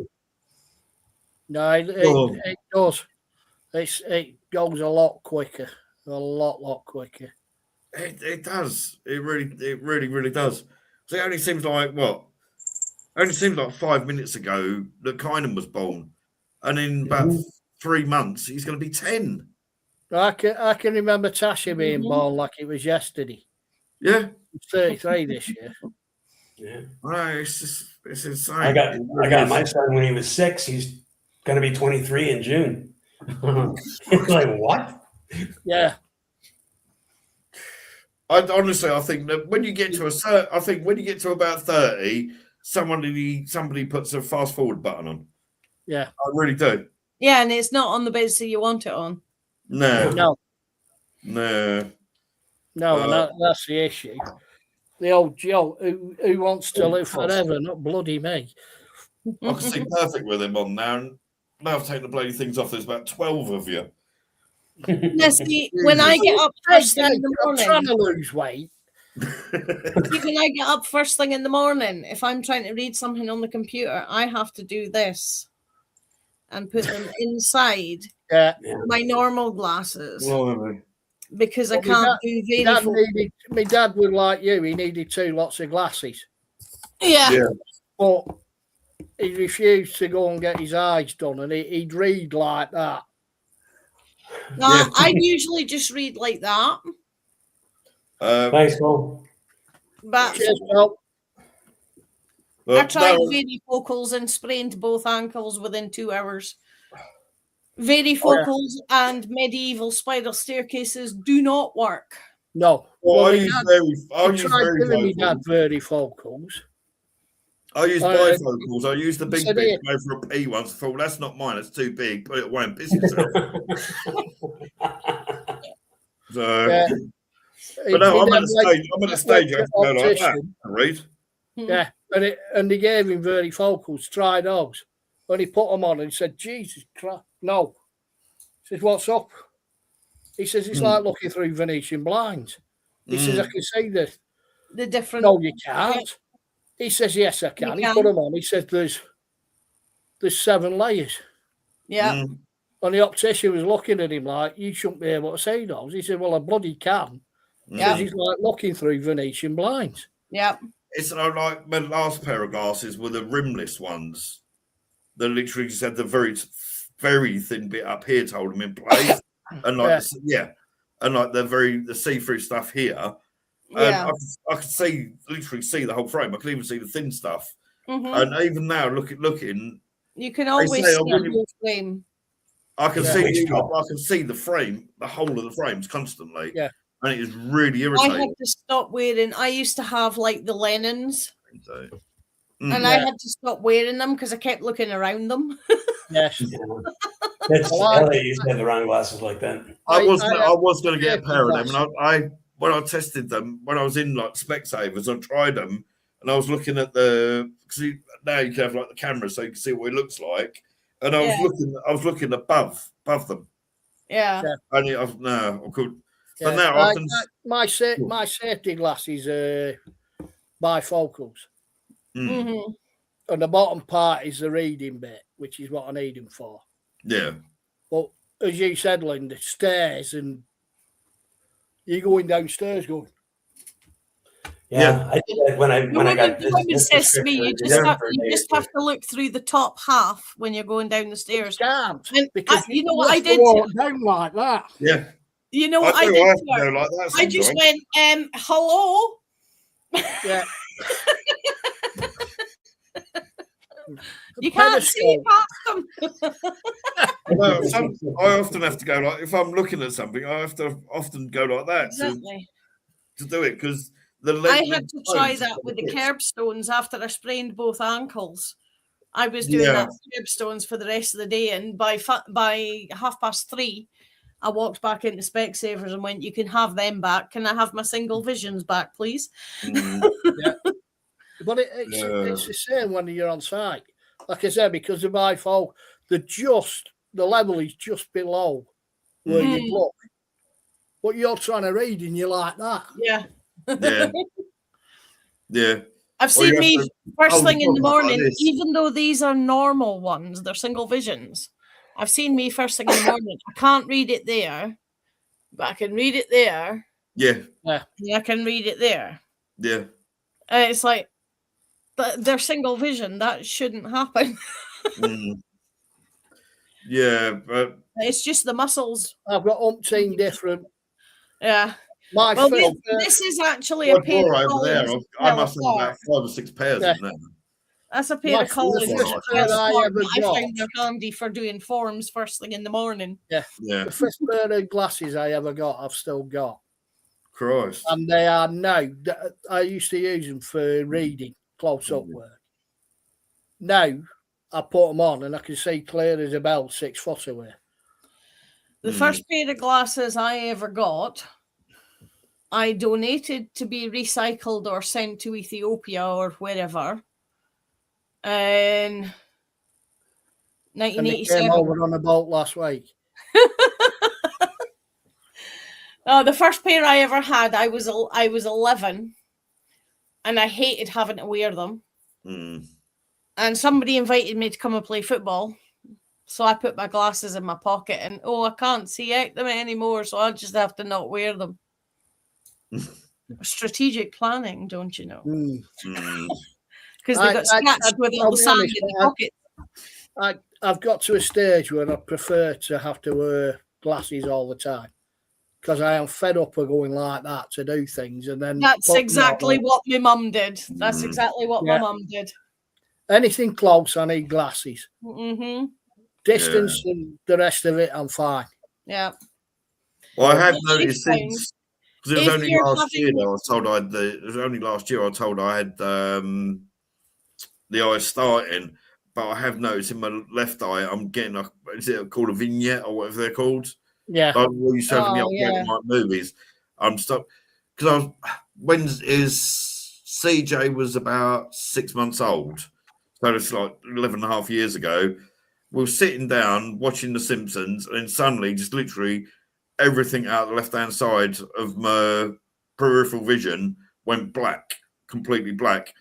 And something about the veins or whatever that they're called that are in your like eyes. the diabetic retinopathy kind of thing. Yeah, that's that kind of thing. But apparently the bits that are in my eyes hadn't formed properly when I was younger, and it had just taken all of them years for it to go. And then if I looked at my peripheral in my left eye, it's like trying to look through a misted, fogged up toilet window. Yeah. I couldn't see it, and that's like the voice of experience. That's been going on. I've had that problem with that eye for nearly 11 years now. They said it and make you go blind. It don't build the muscles like they claim, though. That's because you can't get the rhythm right. All they do. Oh no, I got it. Right, guys. So next week, hopefully Joe can make. What day is your appointment, Joe? Well, I get there 3:00 on the 12th, which is Monday. The procedure will be either Tuesday or Wednesday or Thursday or Friday, supposedly the next day, but who knows? Yeah. Well, whatever it is, as long as it goes well for you, that's all that we're worried about, buddy. So if you can't make it, you can't make it. You know, that's the way it goes. Ian's had times he's had to work. At least it'll give you something to watch. You could sit and have a laugh at us without having to put the effort in. Watch us. Tracy couldn't make it today because her son's only just got out of hospital yesterday and she's shattered. Life gets in the way. You know, life is more important than this. You know, it's not like we're out there earning £30 million bloody net worth like Zach ball bags and shit. But you know, it's just done because we enjoy a laugh. So we all hope it goes well. That's got a ring to it. Bilbo ball bags. Yeah, but we all hope it goes well for you, Joe. Guys that have stopped by and watched, thanks very much. Eileen, glad to have you back because we missed you the last couple of weeks, and I hope you're feeling better soon. And for now, we'll see you next week. Take care, guys. See you. Bye. Bye.